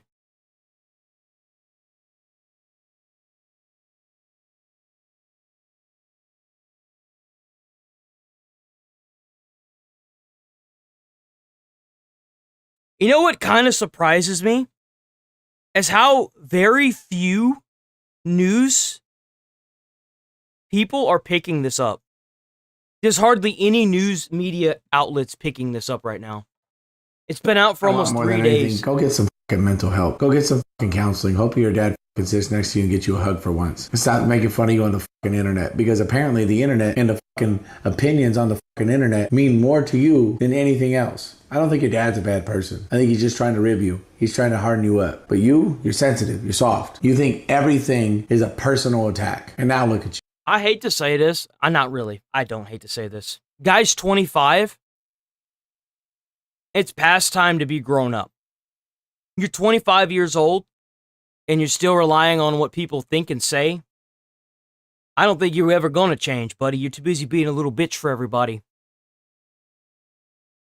Like, your growing up days is over with. You're 25. It's time to go and face the facts. You're probably going to go to jail. I mean, yeah, he literally sat there and let the chat rile him up. He's on video, and this is where he's going to get real fucked, is he's on video as the chat's riling him up, and you can check the clips online. He's saying, yeah, I'm going to fuck him up. I'm going to hurt him. I have like 5 videos of this on my channel.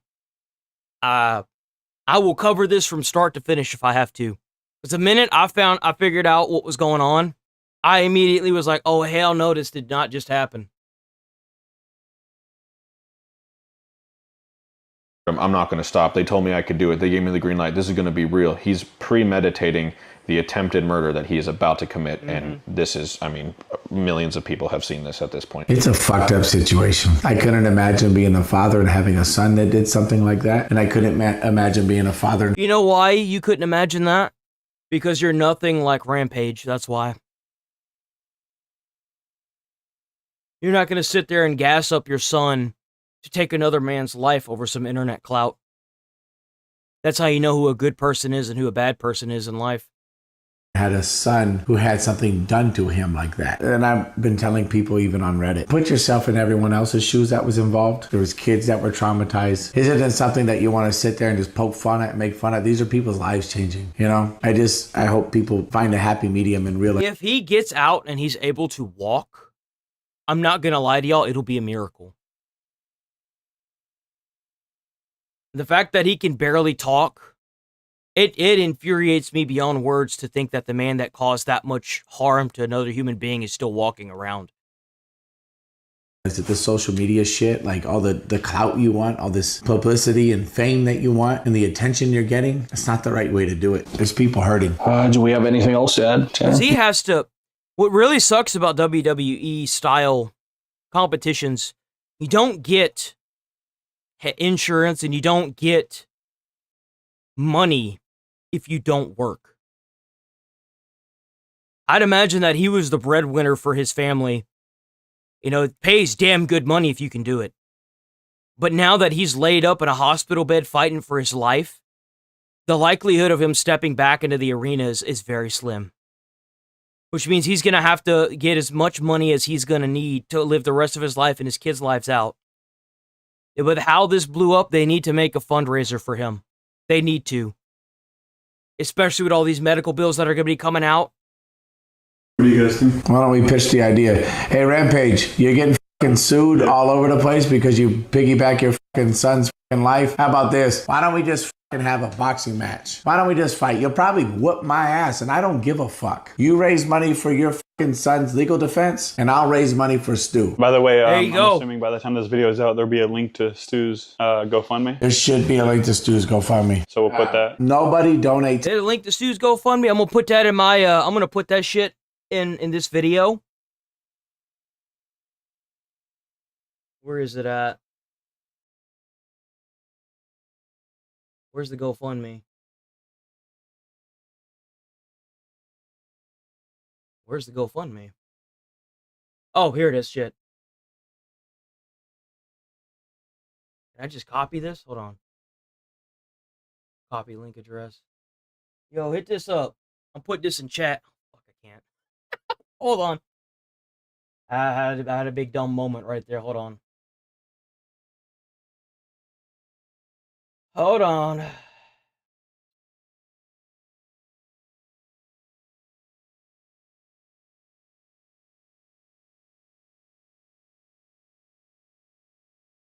here. Welcome to episode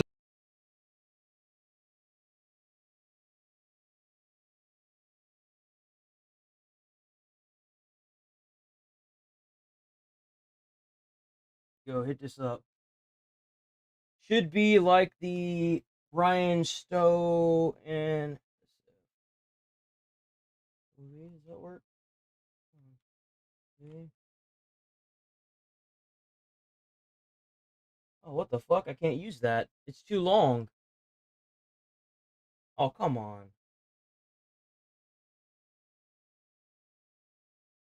Oh, wow, that's incredibly long. Okay, so here's what I'll do. I'll put it in the description of the video when it comes out. Please hit the GoFundMe for Stu. He needs all the money he can get. To anybody that's not directly willing to give all 100% proceeds to Stu with proof. Stu's wife deserves that, and Stu deserves that. Yeah, ultimately, it's a good thing that you were there, because if you weren't, God knows what would have happened. He would have killed him. For real. And nobody else was going to step in. Yeah. And by the way, Roger, No, they would have watched that man die, for sure. That was me who bit you, asshole. I'd do it again, too, but this time I'm going to get your nose. And where could people find you on Instagram? Just the Epic. Just the Epic. We're going to pop up a link. Everybody go follow Doug. And I'm not a tough guy. I'm not Billy Badass or whatever it is. I just stand up for myself and stand up for my friends. Don't think that I'm out here just fucking blowing smoke to do some fucking hype shit. I'm just me. I just bring me. I show up. I defend my friends. I love it, and I'm willing to die for it. So I'm sorry for what happened to everybody that was there. I'm sorry for all the kids that were crying. I'm sorry for the families that are affected. Both parties, too. I really sincerely mean it. Both parties. I am sorry. I hope everyone gets their shit together. Awesome. All right, I guess. W video. Like I said, I will have the fundraiser. I'll have the video, obviously, in my description. Go check out this video. That's going to be in the description, and I'm going to have the fundraiser either right below that or right above it. Go show some love to Steve. He deserves it. I mean, to Stu. Stu, he deserves it. It's a shame that thing is so massive. I would have put it in the chats that I have, but it won't let me. But yeah, I think that's all the reaction goodies for the day. So, all right, let's swap over to some Metal Gear Solid. We're going to finish out these. Oh, look at that. Perfectly at 10. We're going to go ahead and switch over to some Metal Gear Solid Delta. We're going to play that until noon, and then we're going to hop off for the day.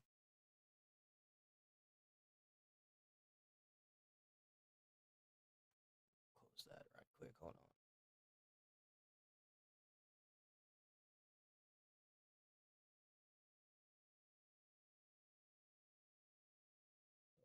And shut down. There we go. Okay.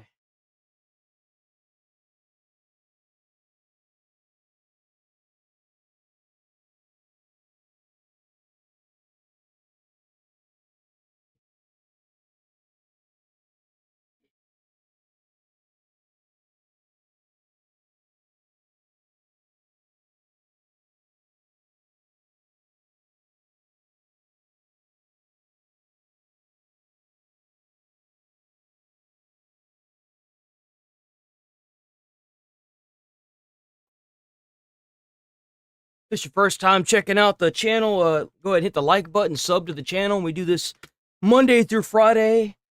If I don't stream on the weekends, but I do still upload quite a bit of videos. Everything that we do in the stream, I do upload. So you can also recommend content. Go to the link there is in chat for Discord. So check it out. You can recommend me videos there.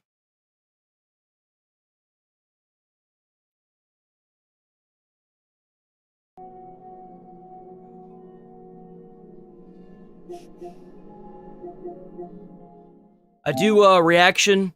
Right now it's half reaction, half gaming. But usually it's just full-blown reaction. But you know, I've been waiting on this game for like almost a year now, so I wanted to play this, so we gonna play it. But after that, we just react until about like 11:30. I'm sorry, until till 11:30. But yeah, that's usually what we do.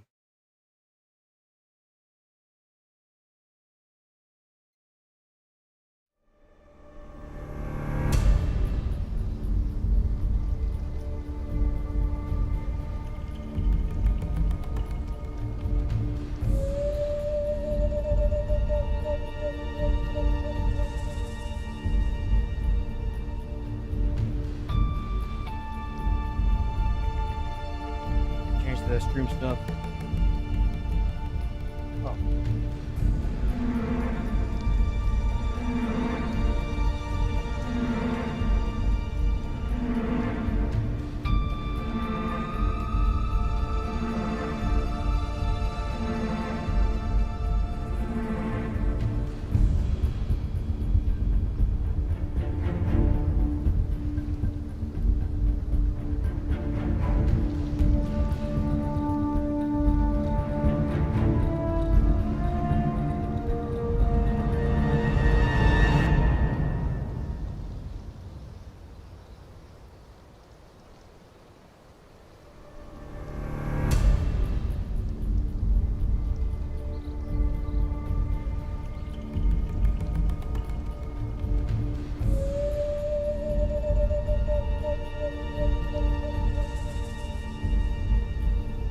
Gotta change the chats up. Hold on. I mean the streams.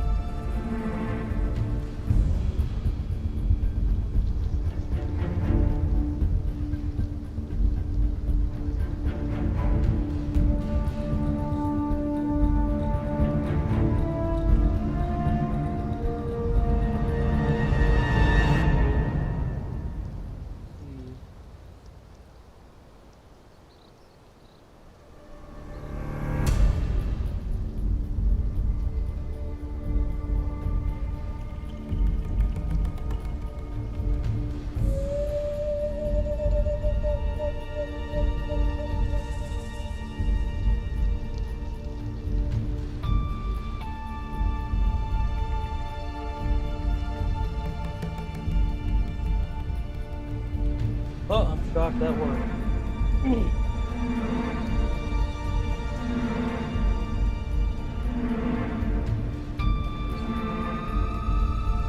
Oh, there we go. We're back. Nice, Helldivers. Good game.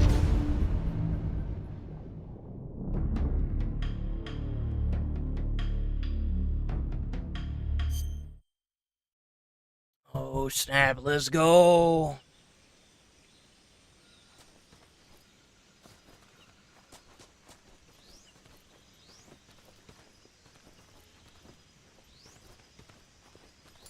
Oh, you don't have to unequip stuff now. I'm just realizing.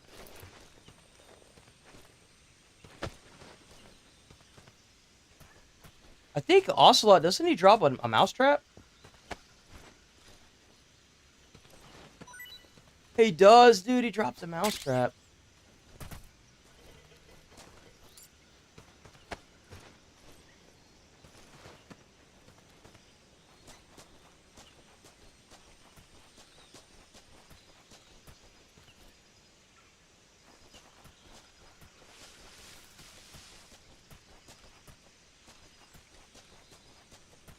Can you go back up into the thing? Hold on. I'm still trying to get used to the controls for this, dude. It's terrible. Oh, you can.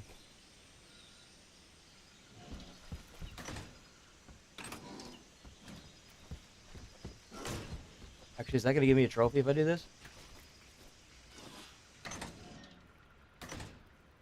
Okay, let's go. Let's get out of here. We gotta get past another huge chunk of cutscenes.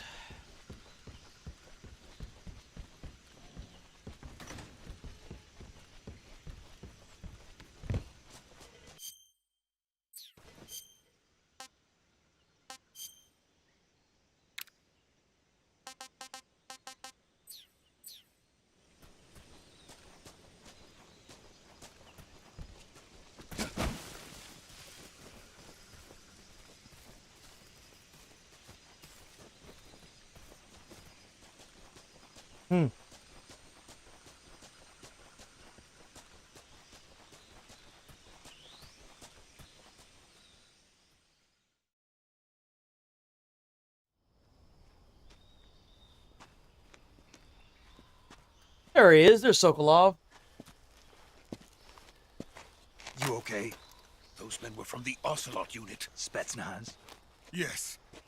The best crew has to offer. They're coming for me. I'm finished. Calm down. I'll get you out of here, I promise. And we've got some of the best backup we could ask for. Look.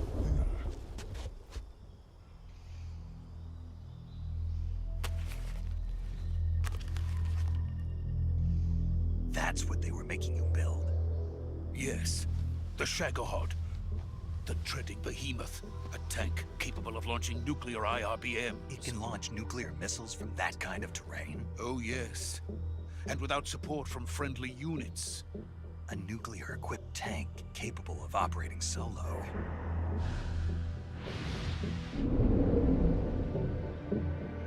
Is that thing finished? No. This is only the end of Phase 1. It won't be truly finished until we complete Phase 2. Phase 2? The weapon's true form. If it is completed and the Colonel gets his hands on it, it will mean the end of the Cold War. The end of the Cold War? Yes. And then the Age of Fear will truly begin. A world war. I had no choice but to cooperate. I didn't want to die. I wanted to see my wife and child again in America. Please, take me to America, quickly. They cannot complete it without my help.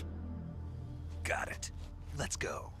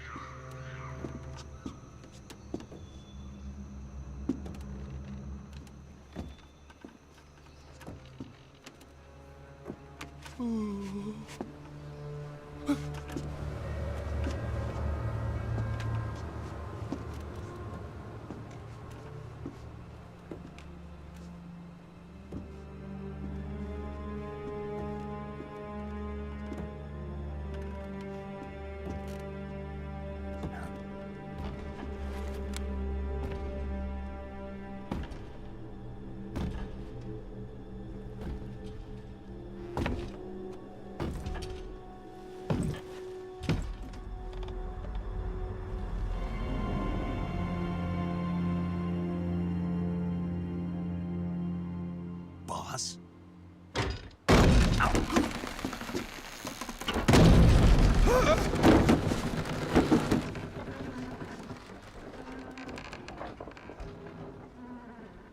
Good work, Jack. What are you doing here? Sokolov comes with me.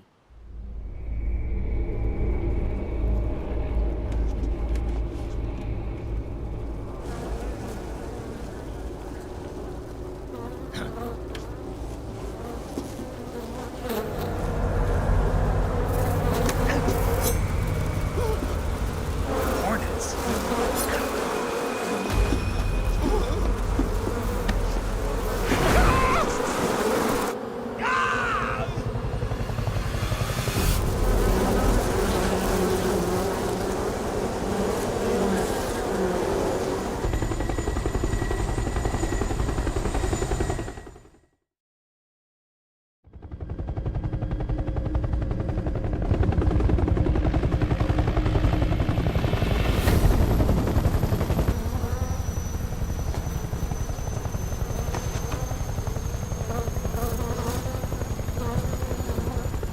My friends, let us fight together again. I have waited long for this day. We will fight with you once more. Welcome back, boss. Now that all 5 of us are together, it's time we go to the depths of hell itself.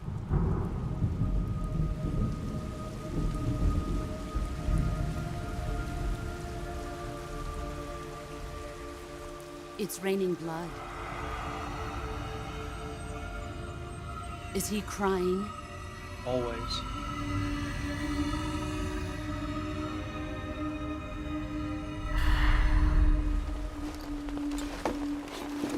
Damn.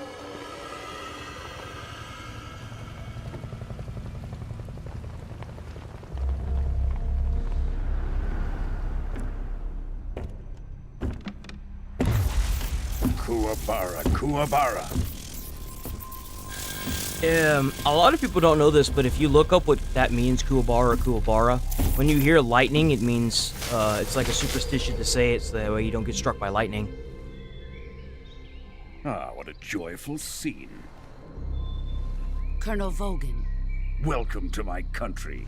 Damn, he looks good. And to my unit. He looks so good. Boss, what is this? I'm defecting to the Soviet Union. Sokolov is a little gift from my new hosts. Recoilless nuclear warheads.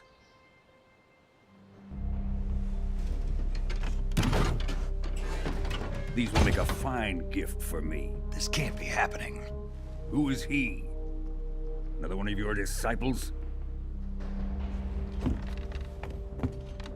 Are we taking him with us? No, this one is still just a child. Too pure for us Cobras. He has not yet found an emotion to carry into battle. What are you talking about? Think you can pull the trigger? Oh!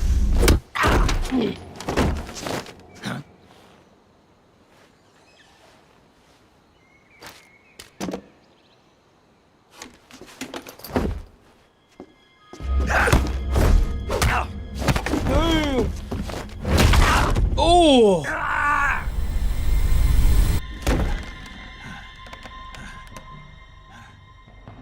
He's seen my face. We can't let him live.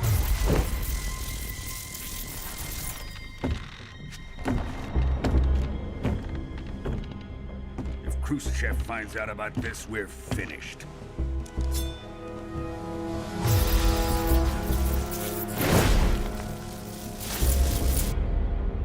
He must die.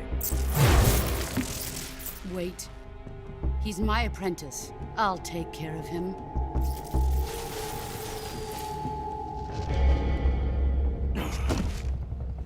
Jack, you can't come with us.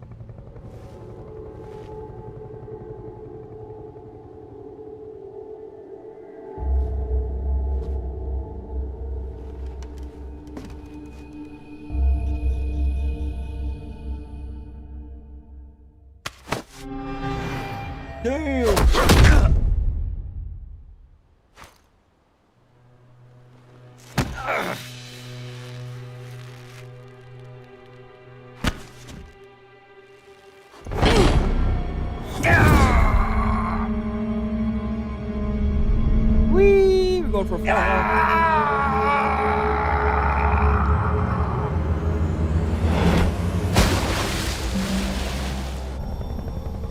The new blood has been rejected.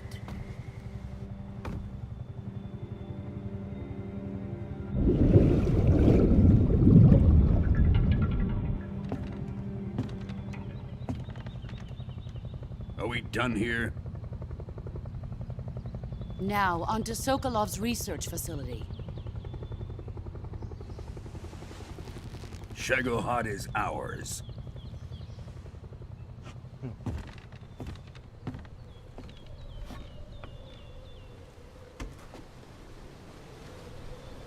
Drift away. My place is with them now.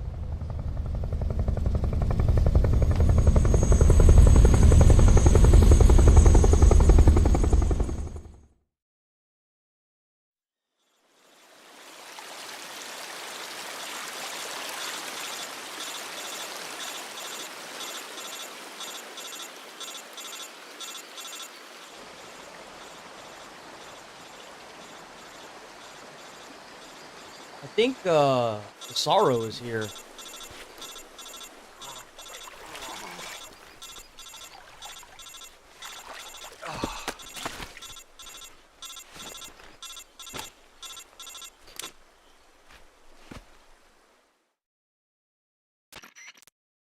Snake, can you hear me?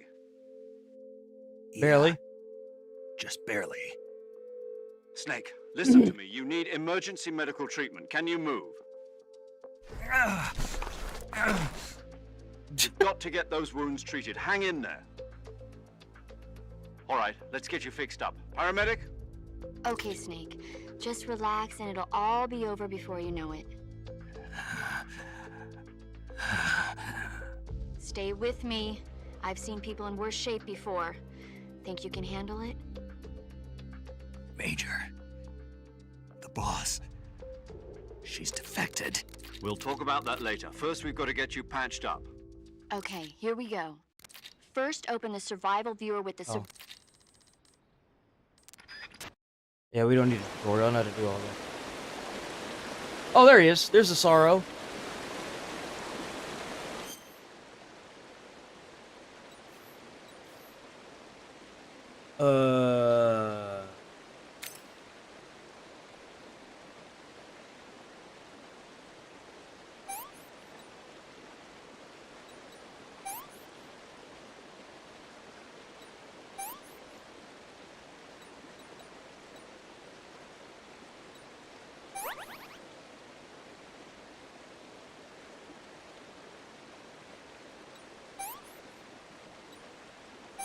Bandage, and then affected area not stabilized, another bandage, wound open, suture, bandage, that, and disinfect. Done. Oh.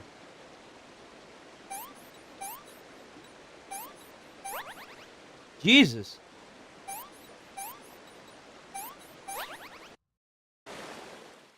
There we go. Man, he got messed up. Damn.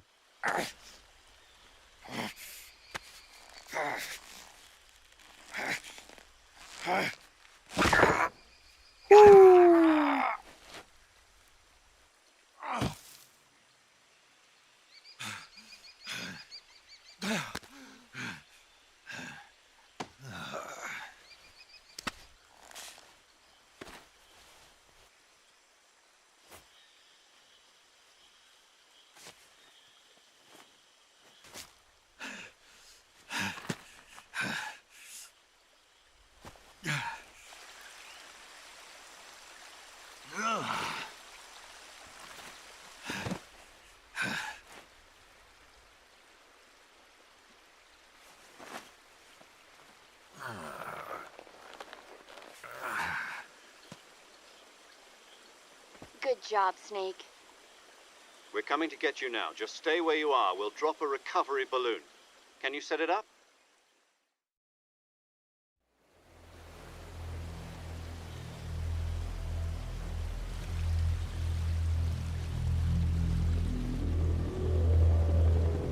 Ah! I saw it and then it left.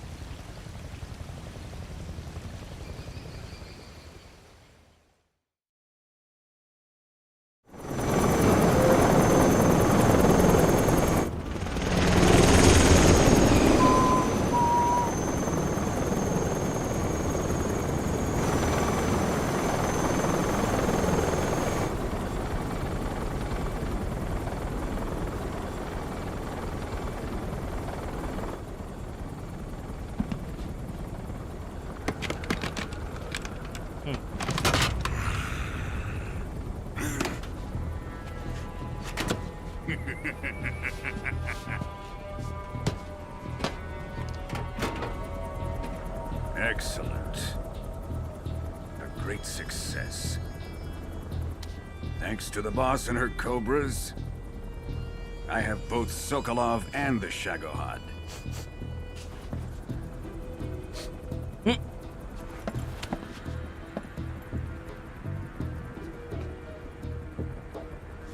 What are we going to do with the girl?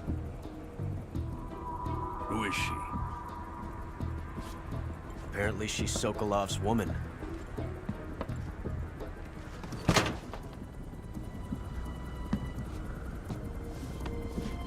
She's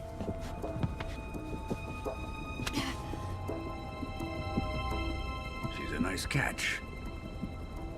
I'll take her. Not so fast, my dear.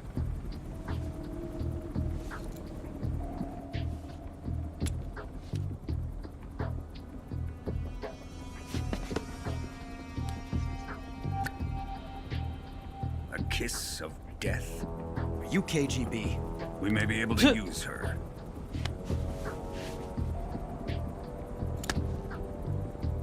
She has spunk.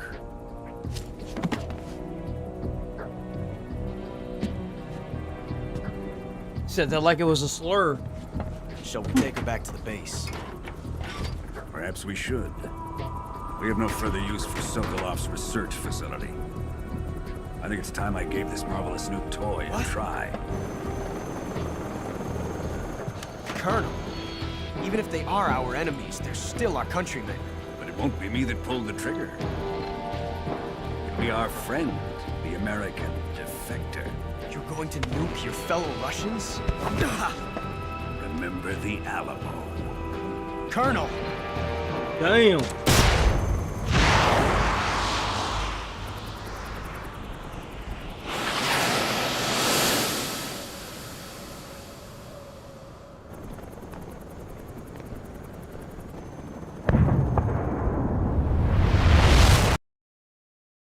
Dang, that's messed up.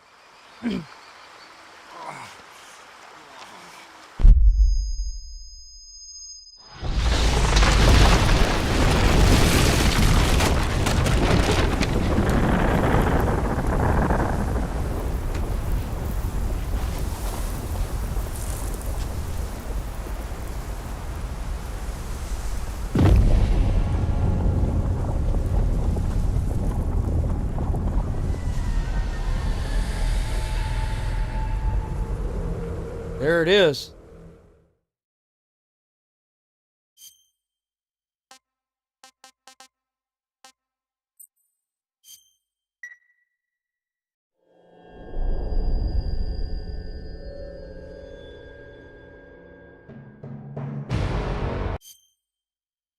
I'm gonna skip that cutscene because I don't want the copyright that's gonna come with it. I don't want the copyright that's gonna come with that. No, thank you. Currently flying over the Arctic Ocean, altitude 30,000 feet, approaching Soviet airspace. Arriving at the designated drone launch point. Drone oil pressure and voltage are nominal. Payload oxygen supply is nominal. Power supply to payload antifreeze system shows no problems. No gusts. All systems go for drone detachment. Snake, we can't risk a halo jump this time around. Airspace security has gotten tighter since we were last here. We can't get as close to the ground as we did during the Virtuous mission. So instead, we'll be using one of our newest weapons. Snake, you're being given an honor on par with Alan Shepard. Fun. This is our last chance. Show your patriotism. If you fail, you'll be back in a hospital bed again, waiting for the firing squad. Damn. Okay. So how does it feel to be a patient in one of the most advanced ICUs in the world? Would you do me a favor and tell the suits about visiting hours? I'll never get better with them assaulting me day and night with their questions. Must be part of the top brass's inquiry. More like an interrogation. According to them, I'm a traitor and an accomplice to the boss's defection. They're just looking for a scapegoat. Does that mean they're after you, too? Let's just say neither one of us is going to be made a national hero out of this. Does this mean Fox is going to die? No. This fox is still one step ahead of the hounds. The reason I came to see you today, Jack, it's time for Fox to clear its name. What are you talking about? The situation has changed. We've still got a chance to come out of this one alive. Yeah, what kind of chance? Don't get too excited. Here, have a cigar. It's Cuban. Ooh, a Cuban cigar. Fun. This morning, I had a meeting with the CIA. They decided when they're going to execute us? No. Something even bigger. Yesterday, the White House received an unexpected call. President Johnson? Yes, I hear you, Mr. Chairman. It was a hotline call from Khrushchev to President Johnson. From the head of the Soviet Union? That's right. A few days ago, one of our country's main design bureaus, OKB 754, was destroyed in a nuclear explosion. At about the same time, our anti-aircraft radar picked up a signature that appeared to come from one of your military aircraft. Does any of this sound familiar to you? In retaliation, I have placed our armed forces on secondary alert. Depending on your response, I may be left with no choice but to order the military to maximum alert and unleash Armageddon. With the help of your predecessor, I was able to survive the Cuban incident. But my power is not as great as it once was. If I am to survive this crisis, I must have your full cooperation. I should have contacted you myself. Did you know that one of our soldiers defected to your country a week ago? No. So you haven't heard then? The man who arranged the defection was a GRU colonel by the name of Yevgeny Borisovich Volgin. Volgin? Of the Brezhnev faction. Go on. Who is the soldier? Her name is the Boss. She's a living legend. During World War II, she was the one who led us to victory in that war. In Russia, you know her as Voyvoda. You mean the Boss? The mother of your special forces? Yes, that's the one. And she took 2 miniature nuclear shells along with her. The Boss took 2 miniature nuclear shells? I'm afraid so. I believe they were a gift for her new hosts. The Davy Crockett Atomic Battle Group delivery system was completed 2 years ago. But serious problems were found with the launcher's range and precision. Although they were mass-produced, they've never been deployed in battle. But Sokolov's research facility was completely wiped out. The whole area is polluted. I can only offer you my deepest condolences over this terrible tragedy. So, the Boss, with Colonel Volgin's help, stole 2 experimental nuclear shells and took them with her as gift when she defected. Then, shortly thereafter, Sokolov's design lab, a top-secret military research facility, was destroyed by one of these weapons. Am I right so far? Yes, that's correct. And the American government denies any involvement in the affair. Is that right as well? That's correct. We were not involved in any way. Then what was a U.S. military aircraft doing on our radar screen? It was clearly in violation of our airspace. And yet you say it was not acting under your orders. That's correct. You expect me to believe that this was all the work of a single soldier? I don't know what else to tell you. The Army insists that this is all a ploy on your part. I've said it once and I'll say it again. Our government had nothing to do with it. And I would like dearly to believe you. However, I'm afraid my power over the military has weakened since the Cuban incident. I will need some kind of proof that this was not the action of the American government. You have 1 week. You must catch the boss yourselves and recover the remaining nuclear device. Then, you must find some way to prove your innocence. Prove our innocence? Yes, preferably something painful.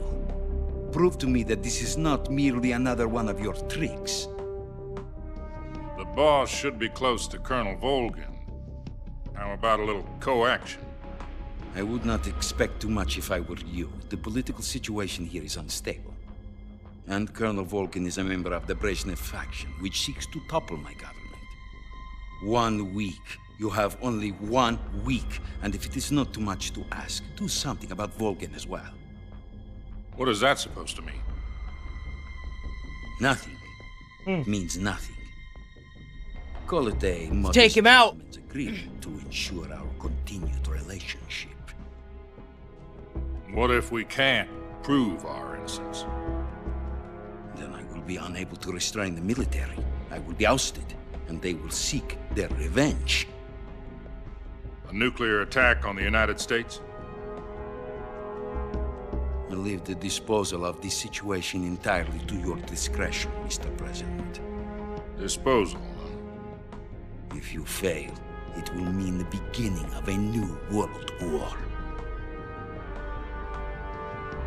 To put it simply, in order to avoid a full-scale nuclear conflict, we have to prove that America was not involved in that explosion. And eliminating the boss ourselves will prove America's innocence? Right. The higher-ups have decided that you're the only one capable of pulling this off. You were her last apprentice. Screw this one up, and we'll both be 6 feet under. There's no choice.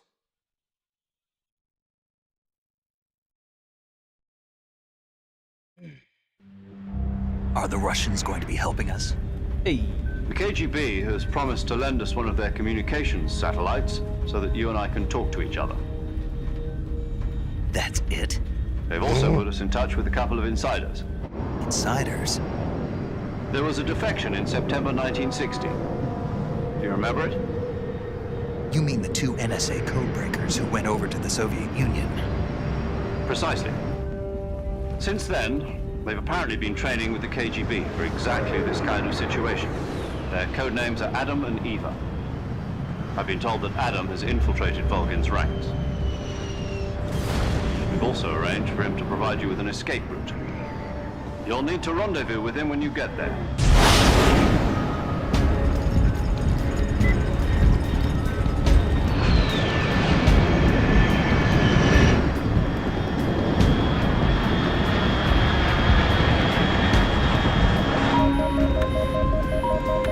Go. Unidentified aircraft detected. Altitude 30,000 feet.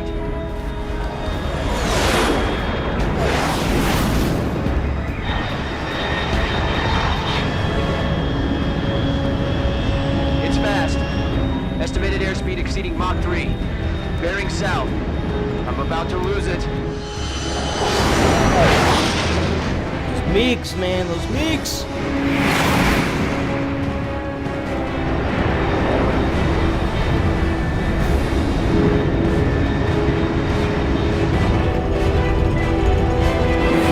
Straight down, too.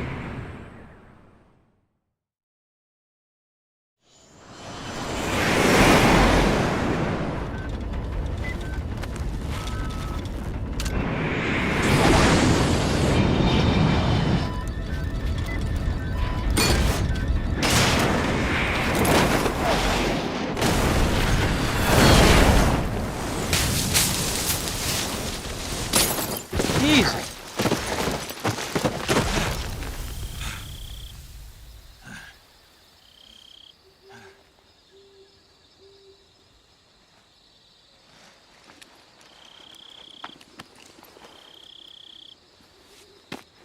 These cutscenes are ridiculous, man. Jesus.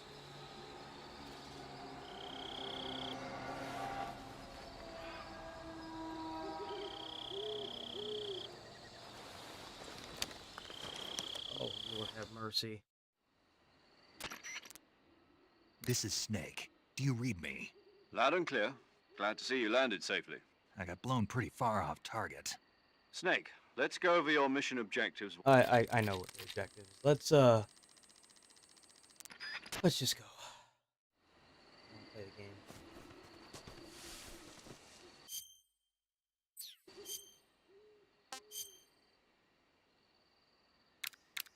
Damn, I don't even have the MK22.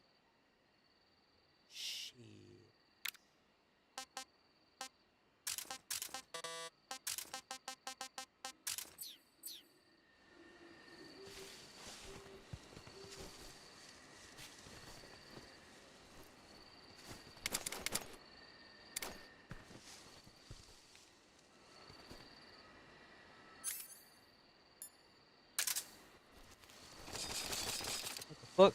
the fuck? Tasted terrible. Really tasty. Not so great.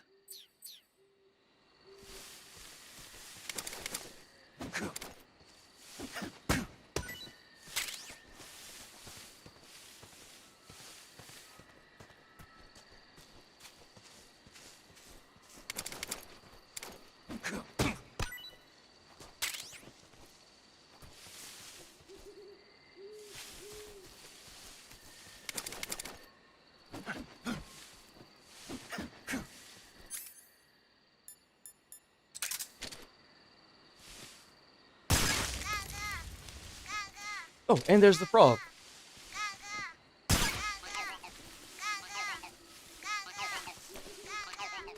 Get a little bit better with these controls.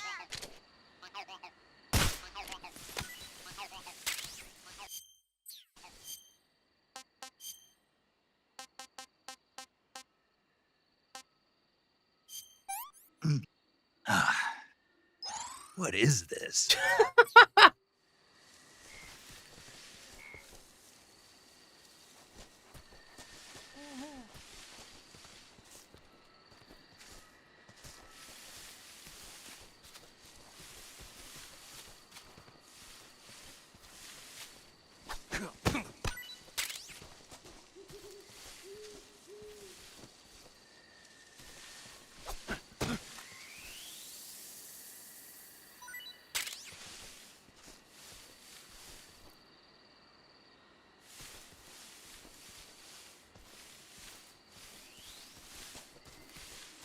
Hold on.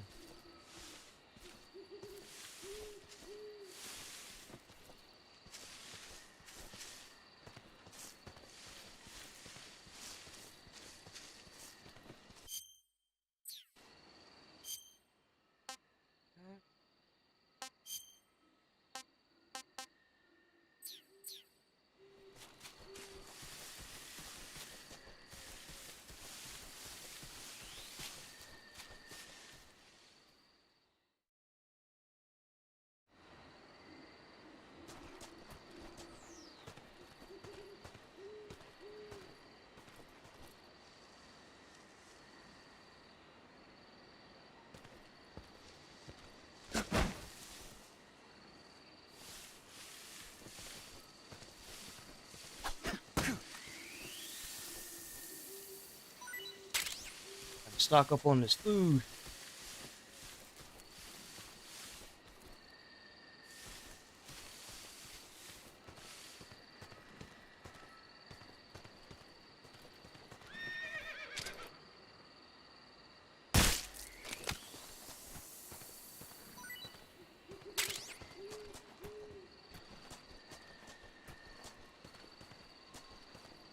Is there a frog here?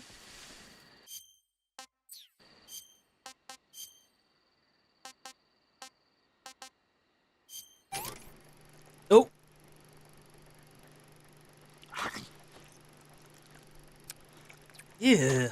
It's not even the same snake.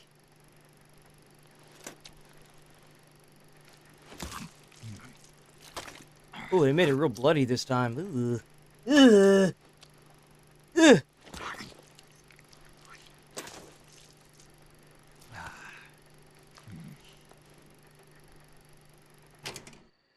What can I say? Bro, eating that stuff raw. Ah, damn.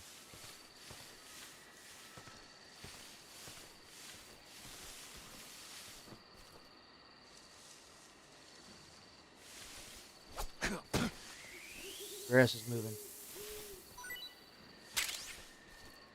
Isn't there a frog here?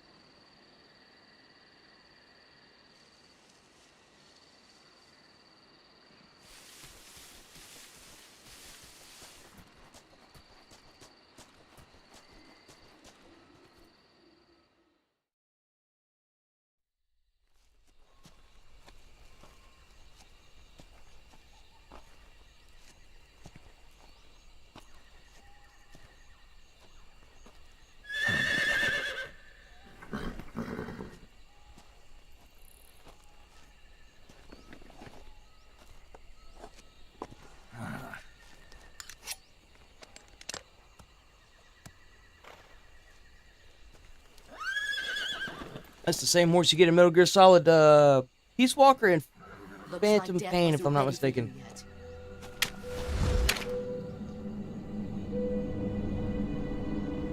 Boss. That arm still hurt?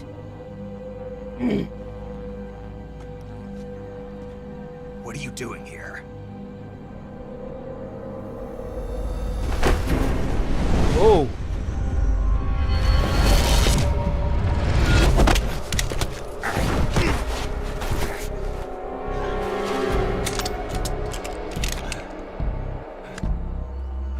Go.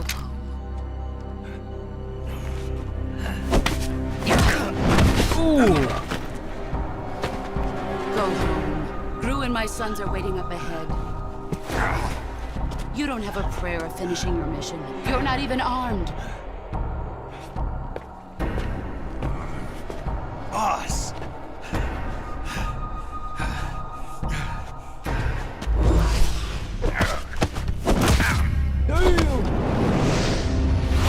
Boom out. I'm not your boss anymore. There's nothing for you here. Go home.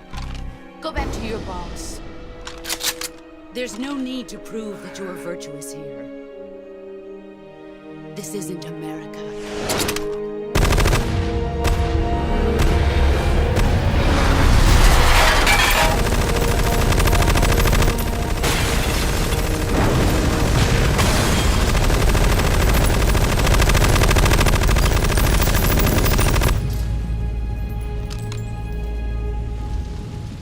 That should stir things up a bit. You'd better hurry. Oh, damn, it's the sorrow. I see you. The border is 60 miles south of here. You ought to be able to run that far.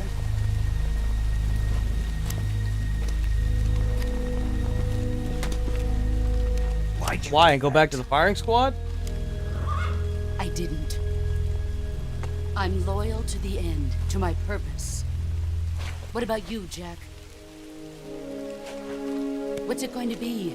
Loyalty to your country or loyalty to me? Your country or your old mentor? The mission or your beliefs? Your duty to your unit or your personal feelings? Ooh.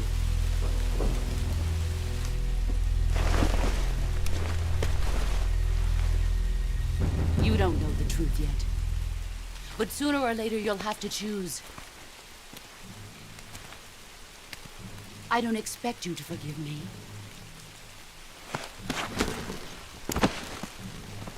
But you can't defeat me either. You know me too well.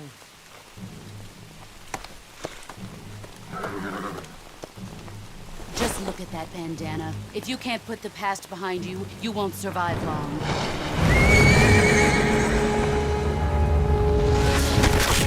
Oh! If we meet again, I'll killing you. Bro, that hand's broken.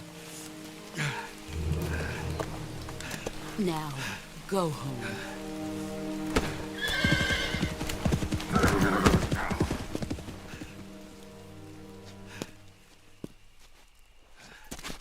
Oh, Lord. Snake, come on, man. Figure it out, man.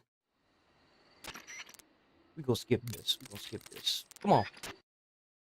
Bro, we need to get on the radio and ask for everything. Get up on out of here. We're going to go the other way because there's going to be guards that are going to come through here.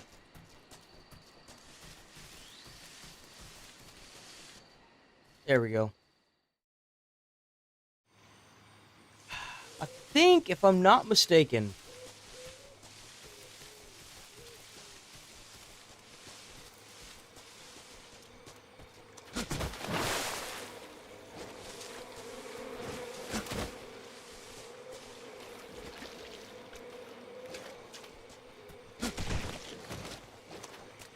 there might be a gun over here.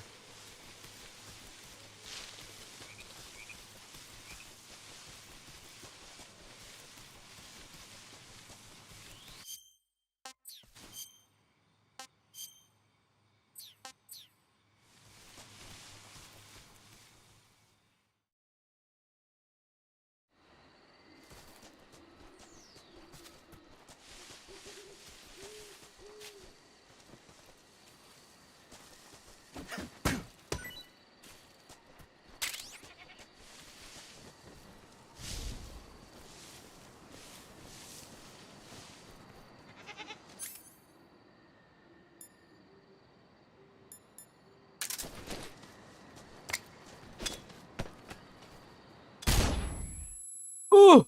Oh my god! It's so bright. Holy Jesus, does that stop ever? Oh my god.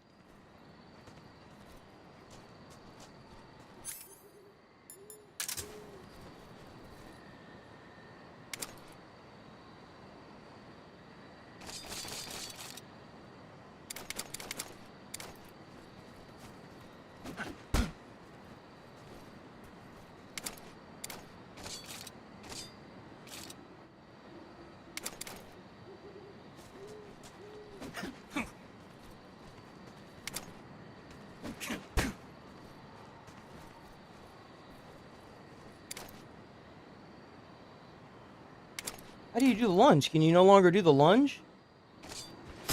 Oh, there it goes. Like a mark one. It'd be like a gun or something over here. Just like that. Seemed like it.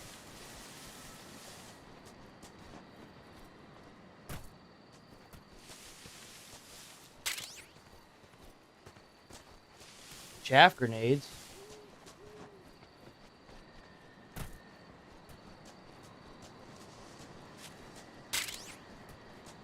More grenades.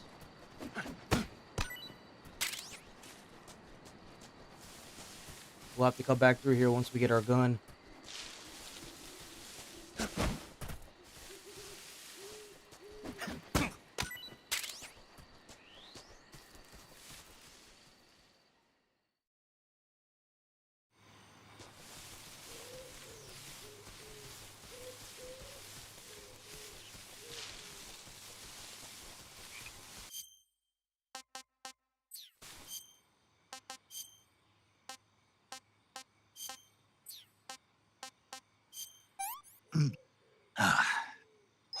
Hey, this works. Nice.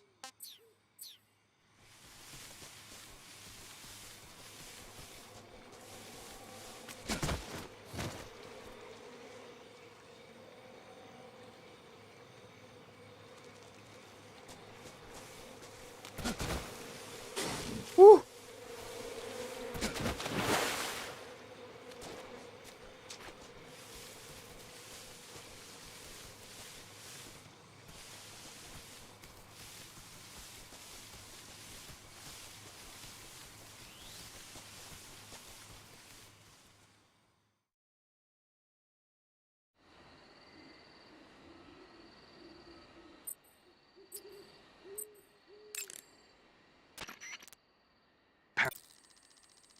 Oh, hush now.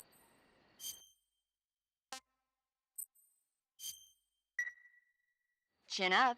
I'll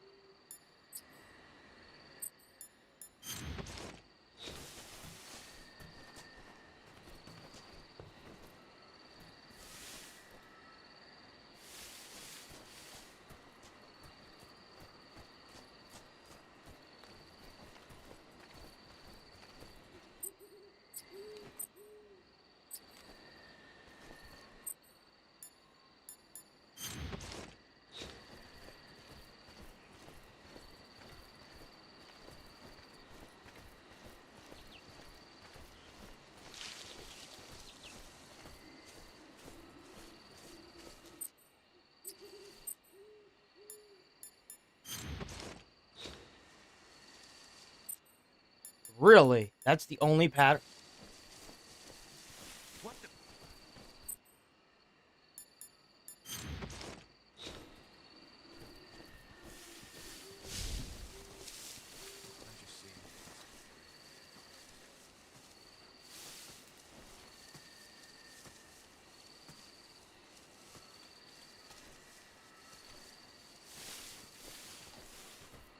Huh? Who's that? Huh? Footsteps.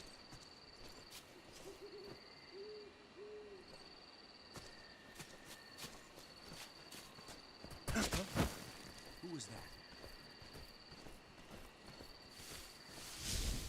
Nobody here.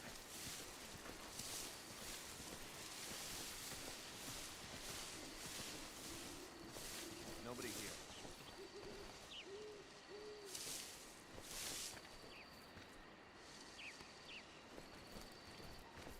Nobody here.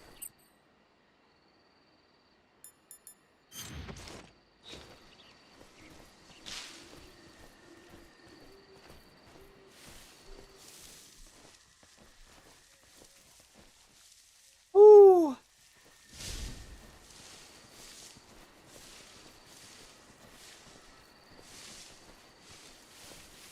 think I saw something.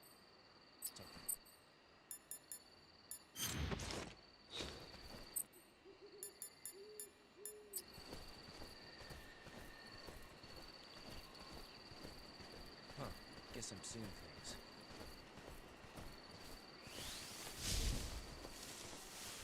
Ooh. That's what I'm talking about, boy.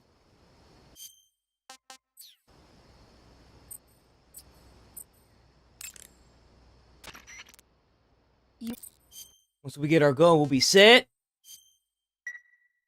Take care, Snake.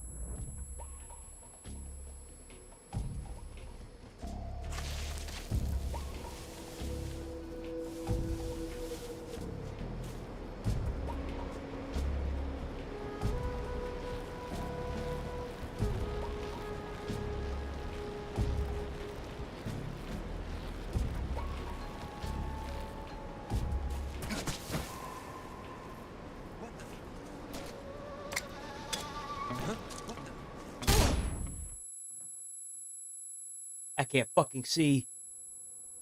I'm cooked.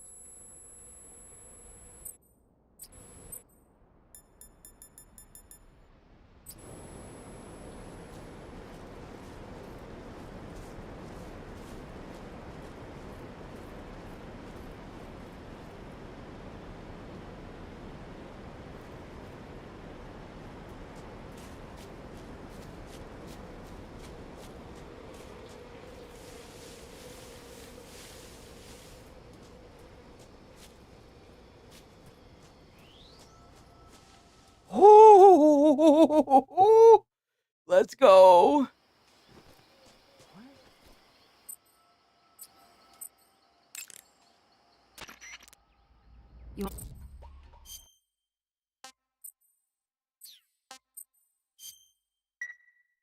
Snake, I'm behind.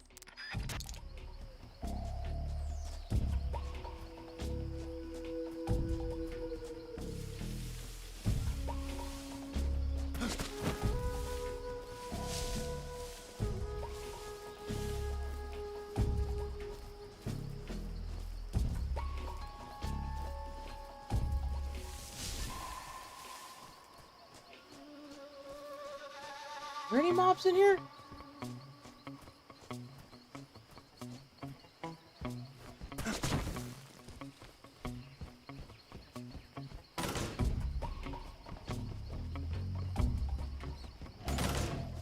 Got it. Get my damn gun.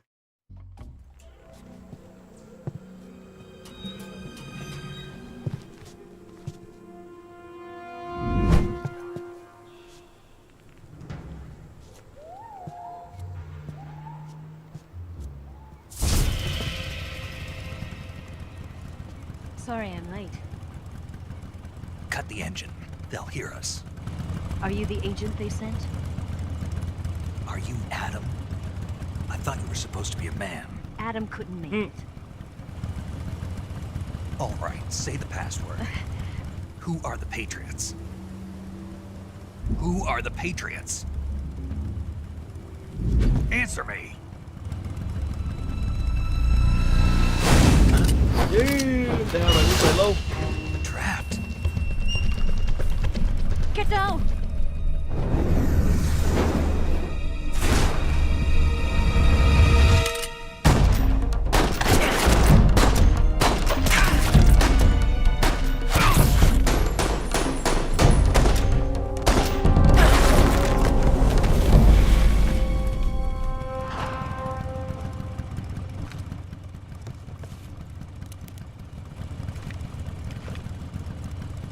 There is your answer.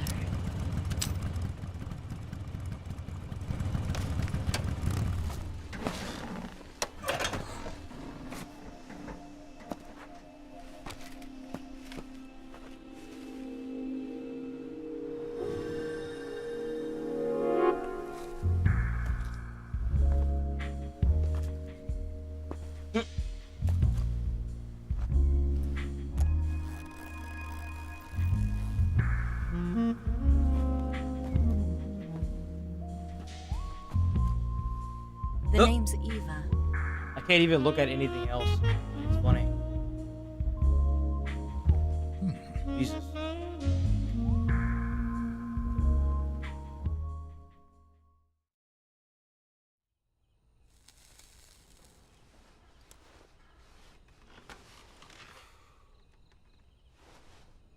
This wasn't part of the plan. What happened to Adam? What's your code name? It's Snake. Snake, huh? Well, I'm Eva. Are you here to tempt me?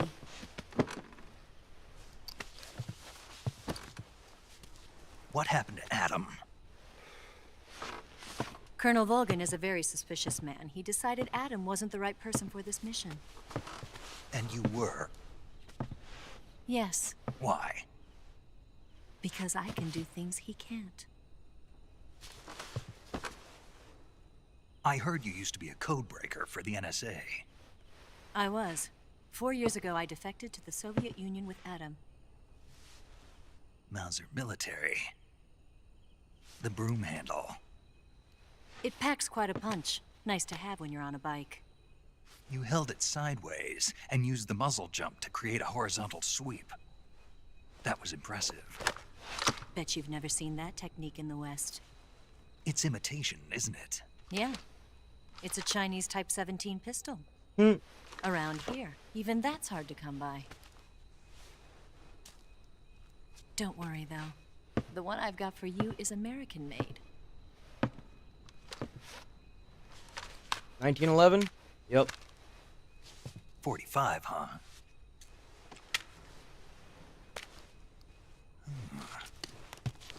Incredible. Do you like it? The feeding ramp is polished to a mirror sheen. The slide's been reinforced, and the interlock with the frame is tightened for added precision. The sight system is original too. The thumb safety is extended to make it easier on the finger. A long type trigger That's with new. non-slip grooves. A ring hammer. The base of the trigger guard's been filed down for a higher grip.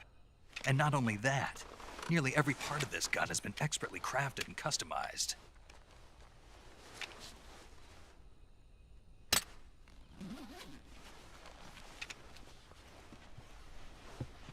Where'd you get something like this? I grabbed it from a Western munitions armory. It probably used to belong to one of your officers, and there are more where that came from.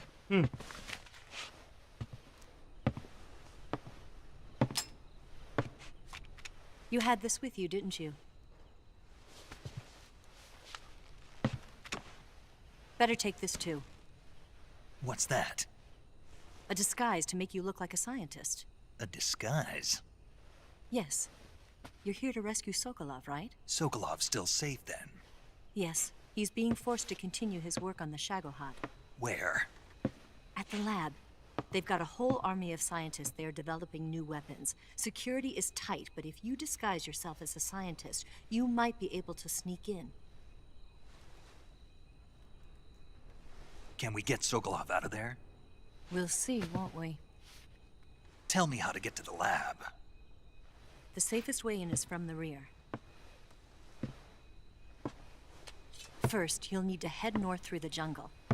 You'll come to a heliport used for shipping materials. Pass the heliport and continue north, and there will be a large crevice. Descend into that area and you'll reach a cave. Move through the cave and you will arrive at a mangrove swamp.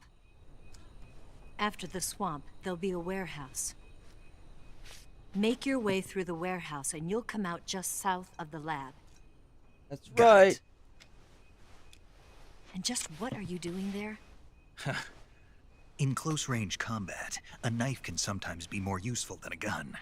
By doing this, I'll be able to hold a knife at the same time and still keep the gun steady. That way, I can instantly switch between a gun battle and a knife fight.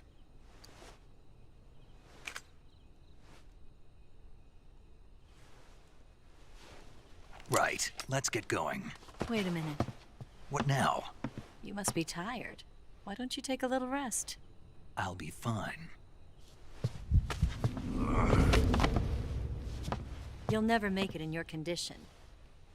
It's a jungle out there. There's still an hour before dawn. It's dangerous to be out in the jungle at night without a guide. What about you? I have to get back. I can't be gone for too long. They'll start to suspect something.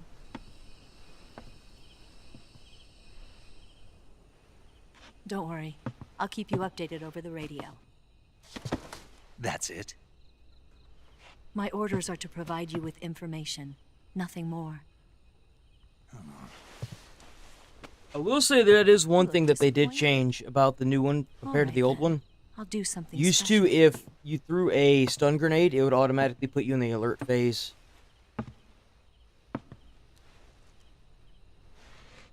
I'll stand watch until dawn. Now be a good boy and lie down.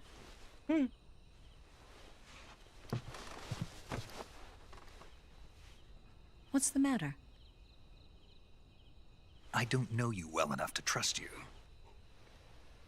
How well do you have to know me to trust me? I don't know if I can trust anybody.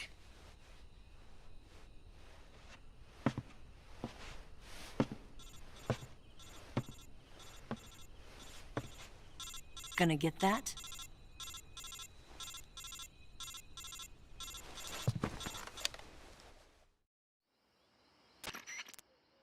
She's right, Snake. You should get some sleep. Although in your condition, you really ought to be back in the ICU. Whenever you save the game and quit, you'll go to sleep. Sleeping allows you to gain back stamina naturally.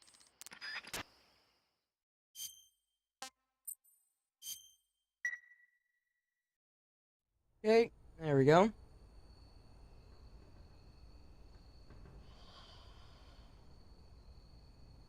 It's so weird to see the bandana have like an emotion to it.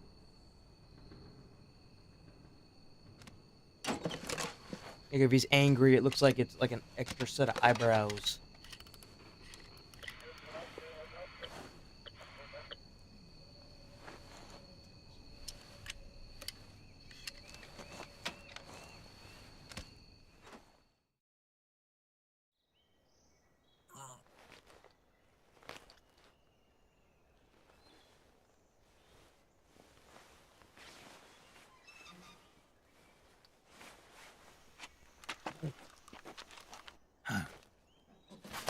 Here comes the brew.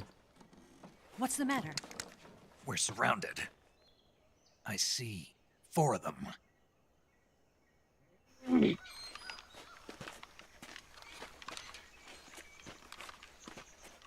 We've got company. It's the Ocelot unit. Let's get out of here. Hurry. Don't forget your gear. Here, give me a hand.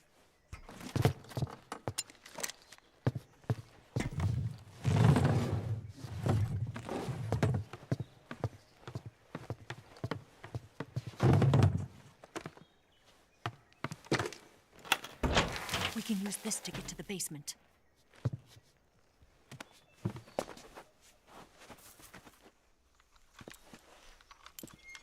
Damn it, Ocelot. I'll get past them on my bike. I'll call you later. Okay, I'll keep them busy. Huh? Don't go dying on me now.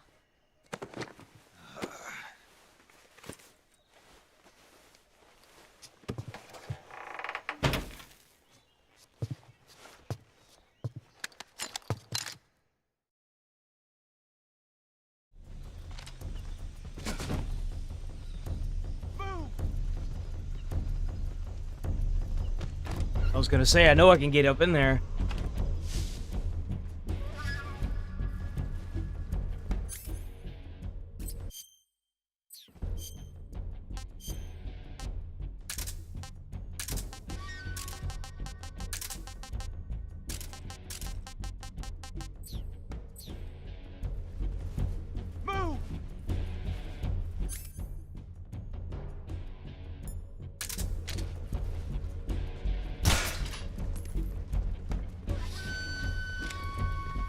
Where's he hiding?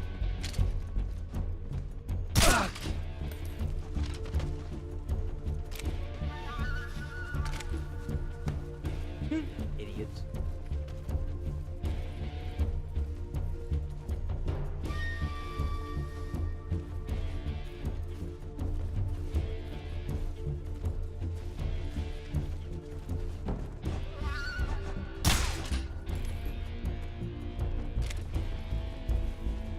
Where did he go?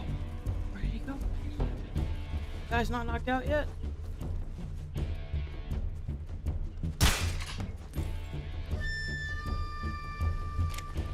Where did that come from?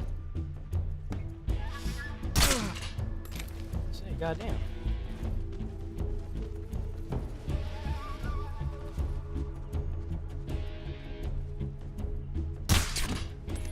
That's bitch.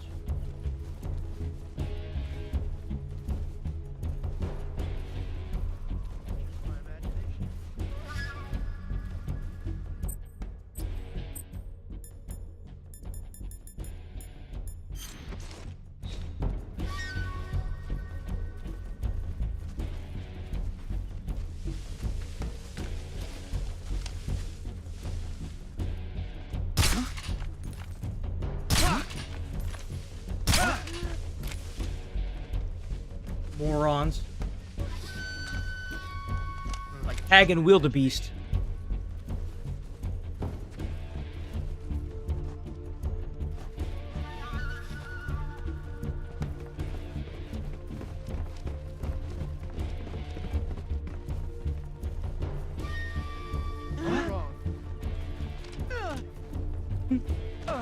Get up!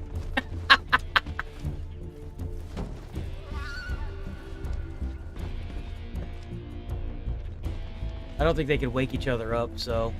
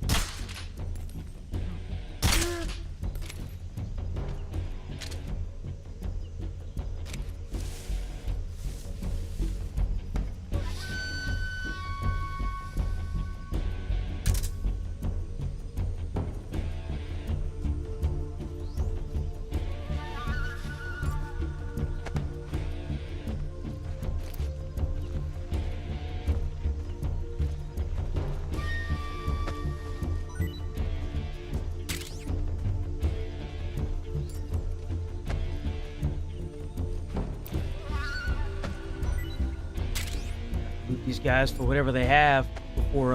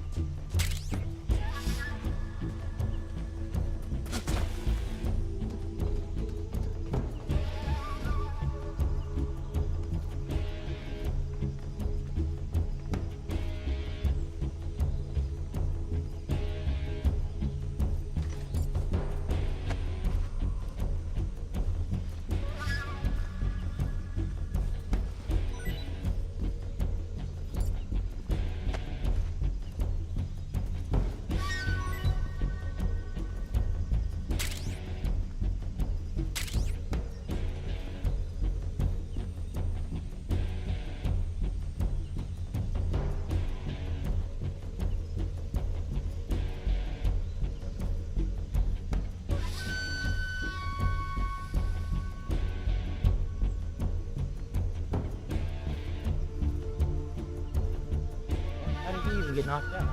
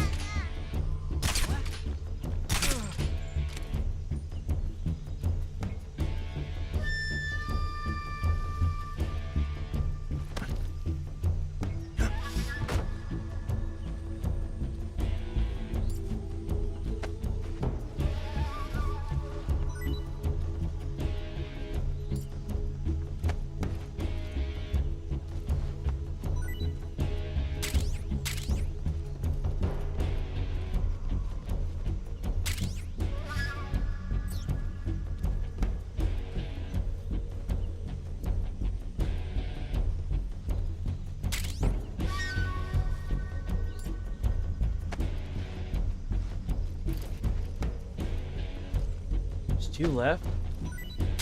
I think they're stationary.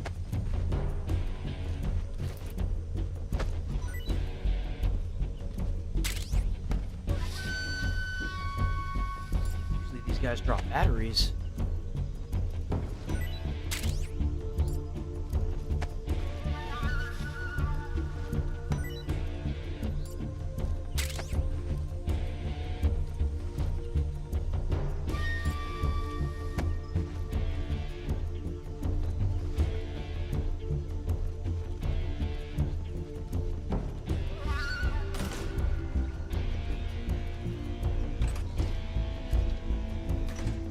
Goggles.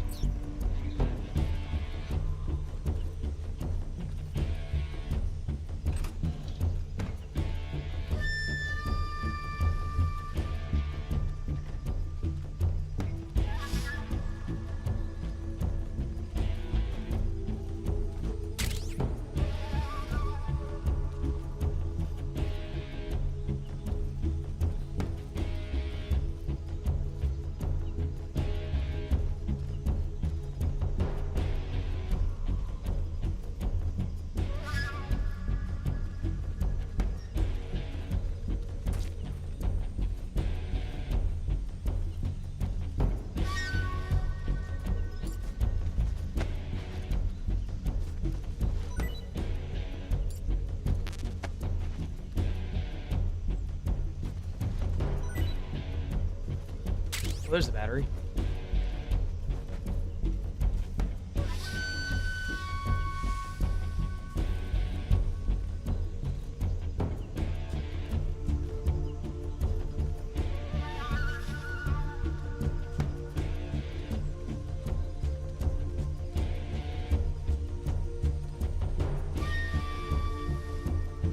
Is full face paint still over here?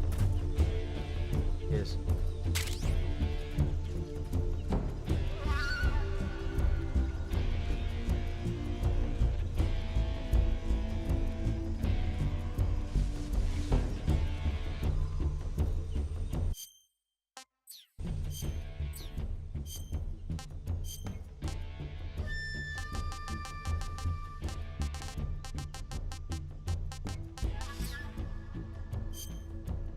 Oh, here we go. Items.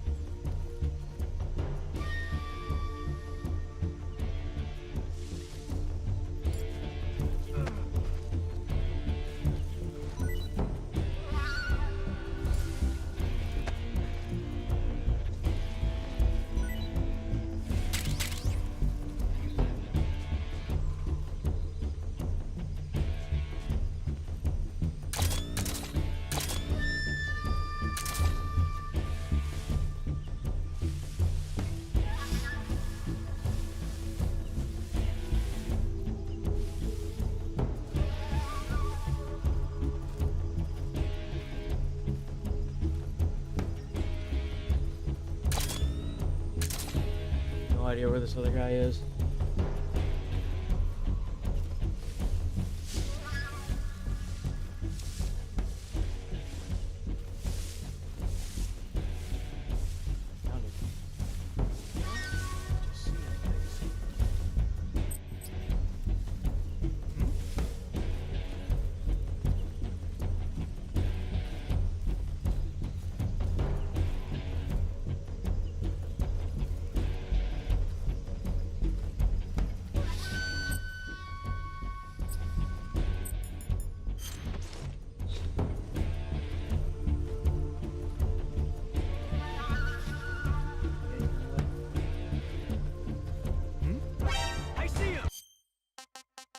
Bro.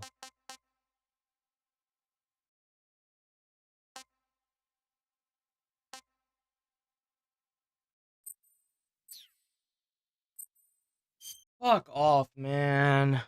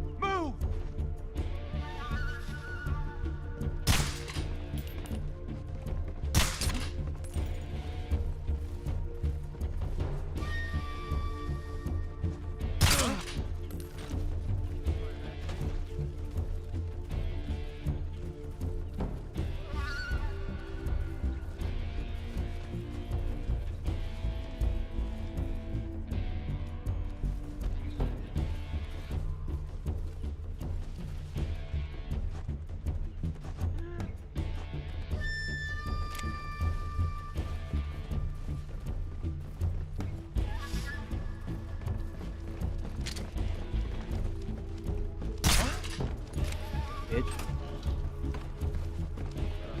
Just my imagination.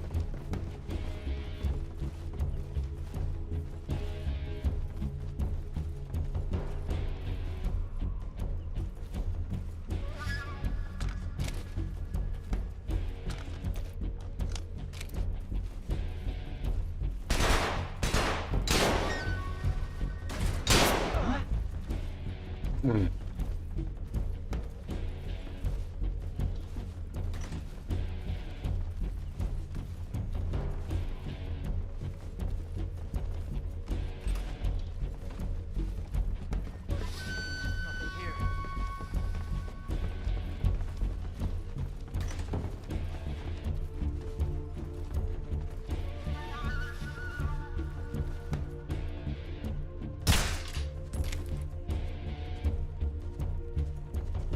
did that come from? Come on, you idiots. There's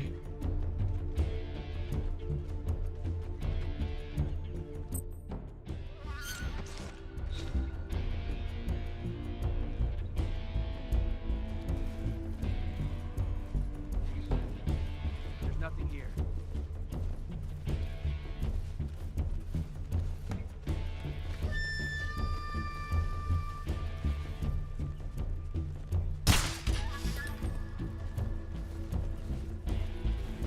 Where's he hiding?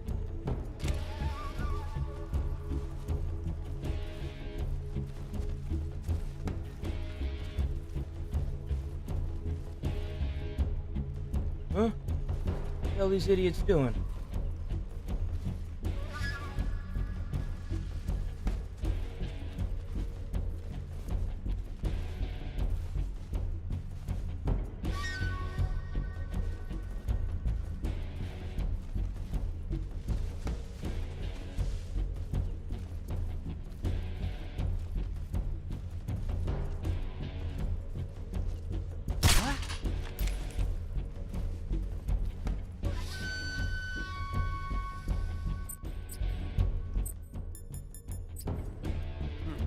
Just my imagination.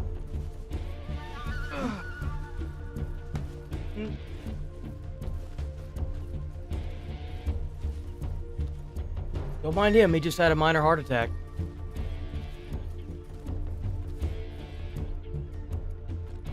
Nothing here.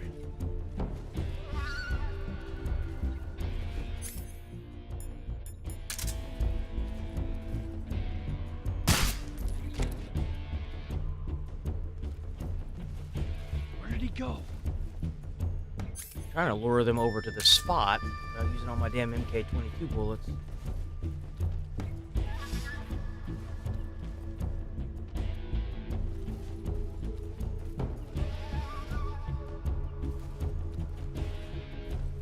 Won't do it, huh?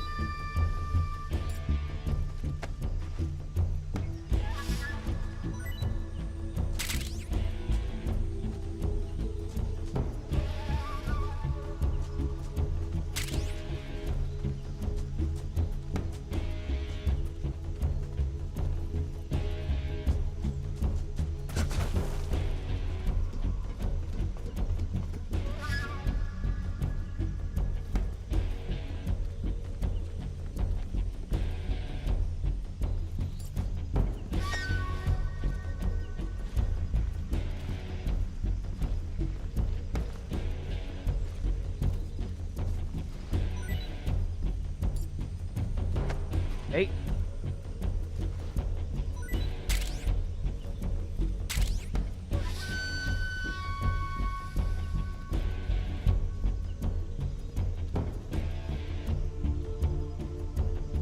The hell they go?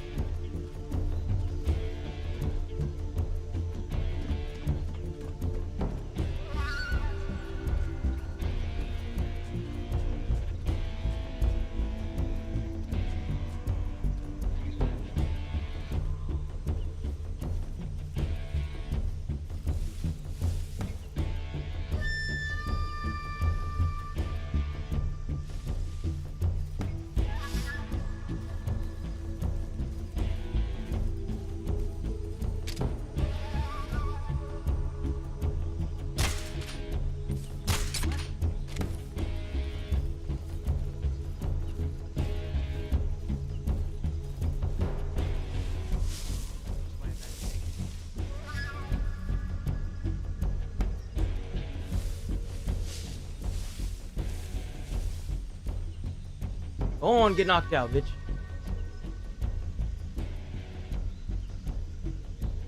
Night, night. Come on.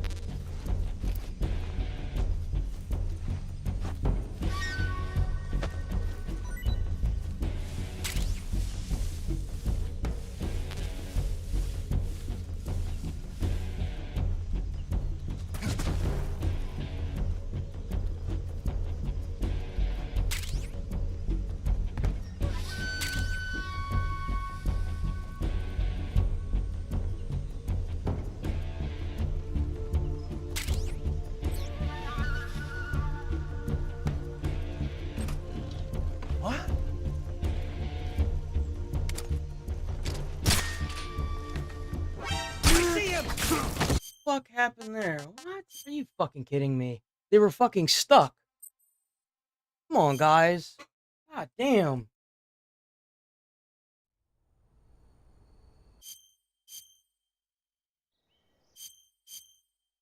What a joke.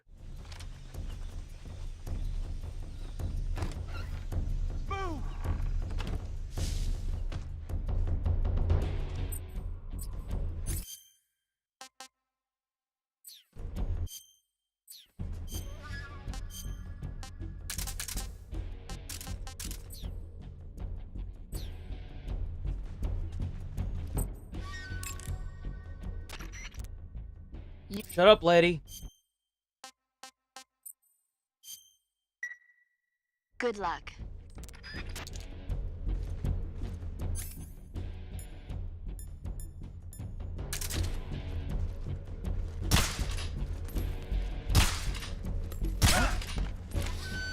Where did that come from? Jesus Christ, I could not hit that man. Just my imagination.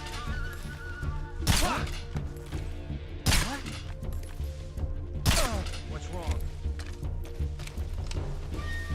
Get up!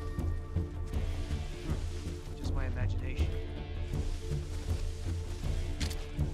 What's wrong? Something's wrong. Get up! Get up! That's what I'm talking about right there, boy. Here.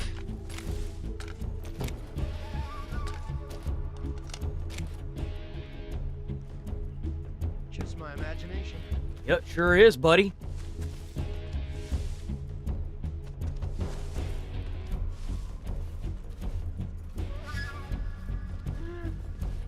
He's out.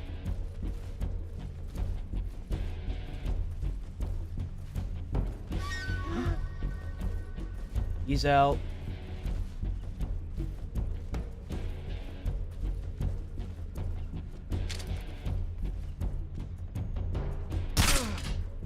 He's out.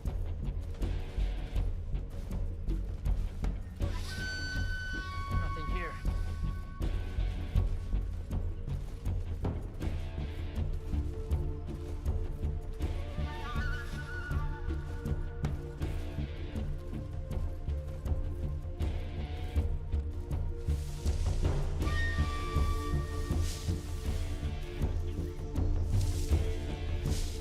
You know what? I know where they are. So they're the last two are the two that are on the far left.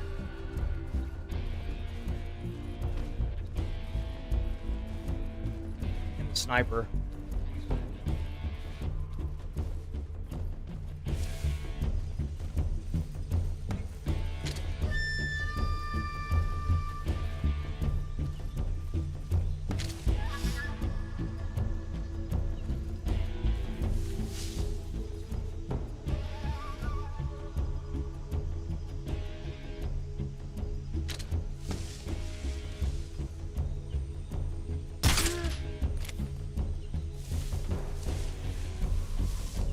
Great.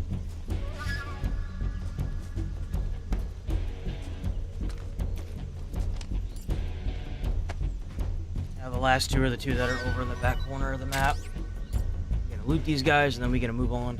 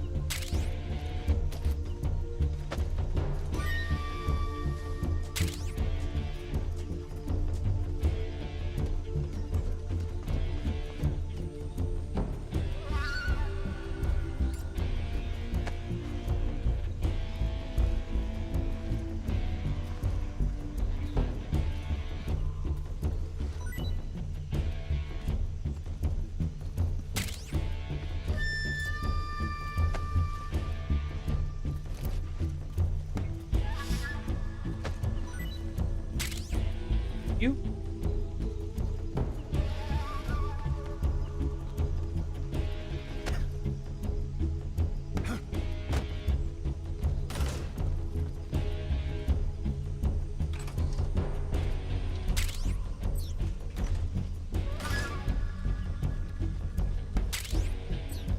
That box right quick.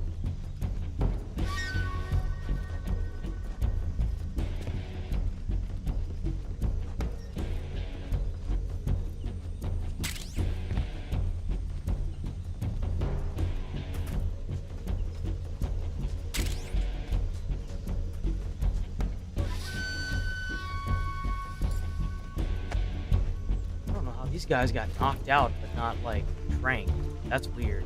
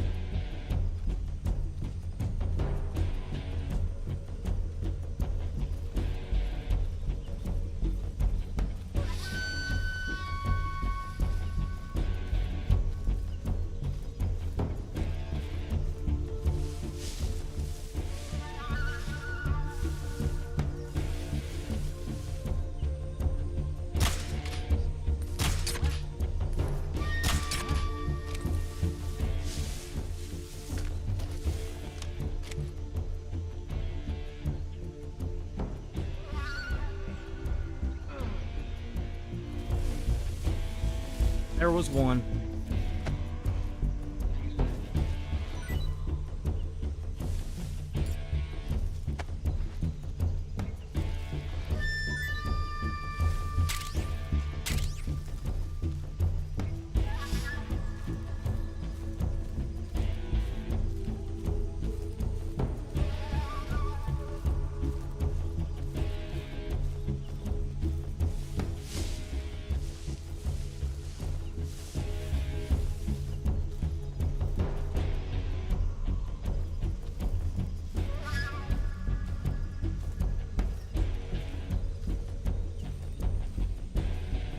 There he is, little bastard.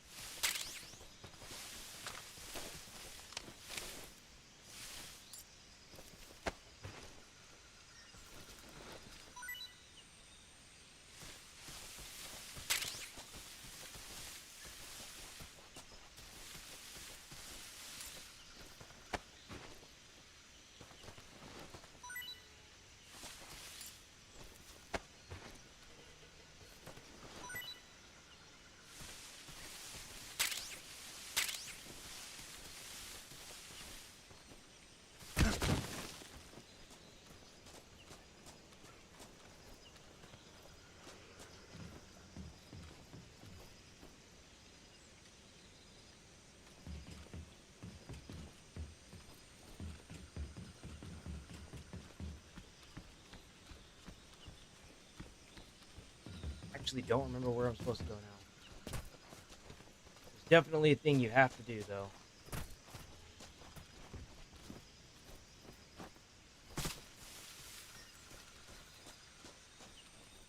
There it goes.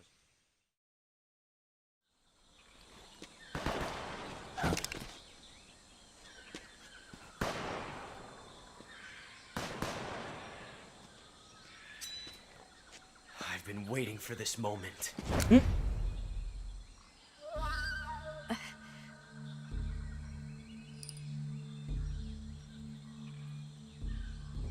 Hello? That's it. That's the stance. I don't think so. What? A female spy?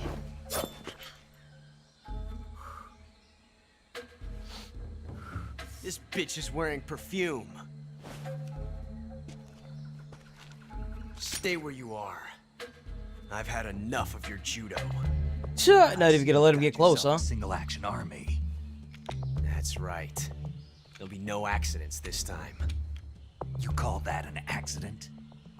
Well, it wouldn't have happened if you hadn't been showing off. Ooh. What did you say? It's a nice gun, I'll give you that. But the engraving gives you no tactical advantage whatsoever. Unless you were planning to auction it off as a collector's item. Bro's getting called out. And you're forgetting one more very basic thing. You don't have what it takes to kill me. We'll see.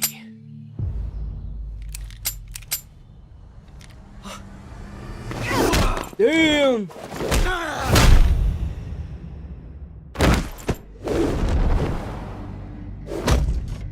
You forget to load the gun?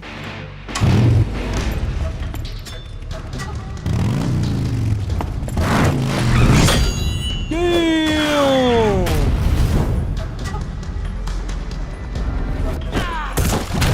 Gun did got whooped, he did.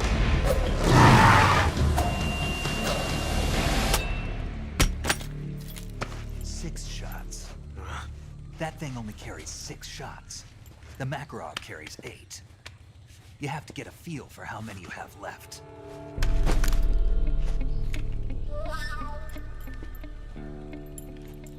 This is a high-class weapon. It's not meant for shooting people. Damn!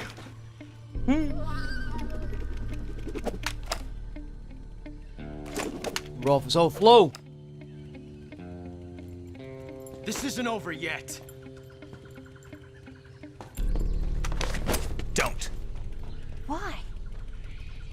still young. You'll regret Can't expect him to kill anybody when he's making rook mistakes like that, huh? Damn it! I've got to get back before he does.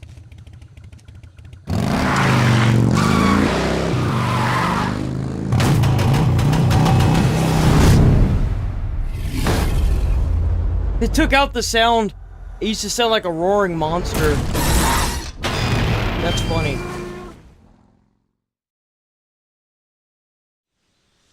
Okay.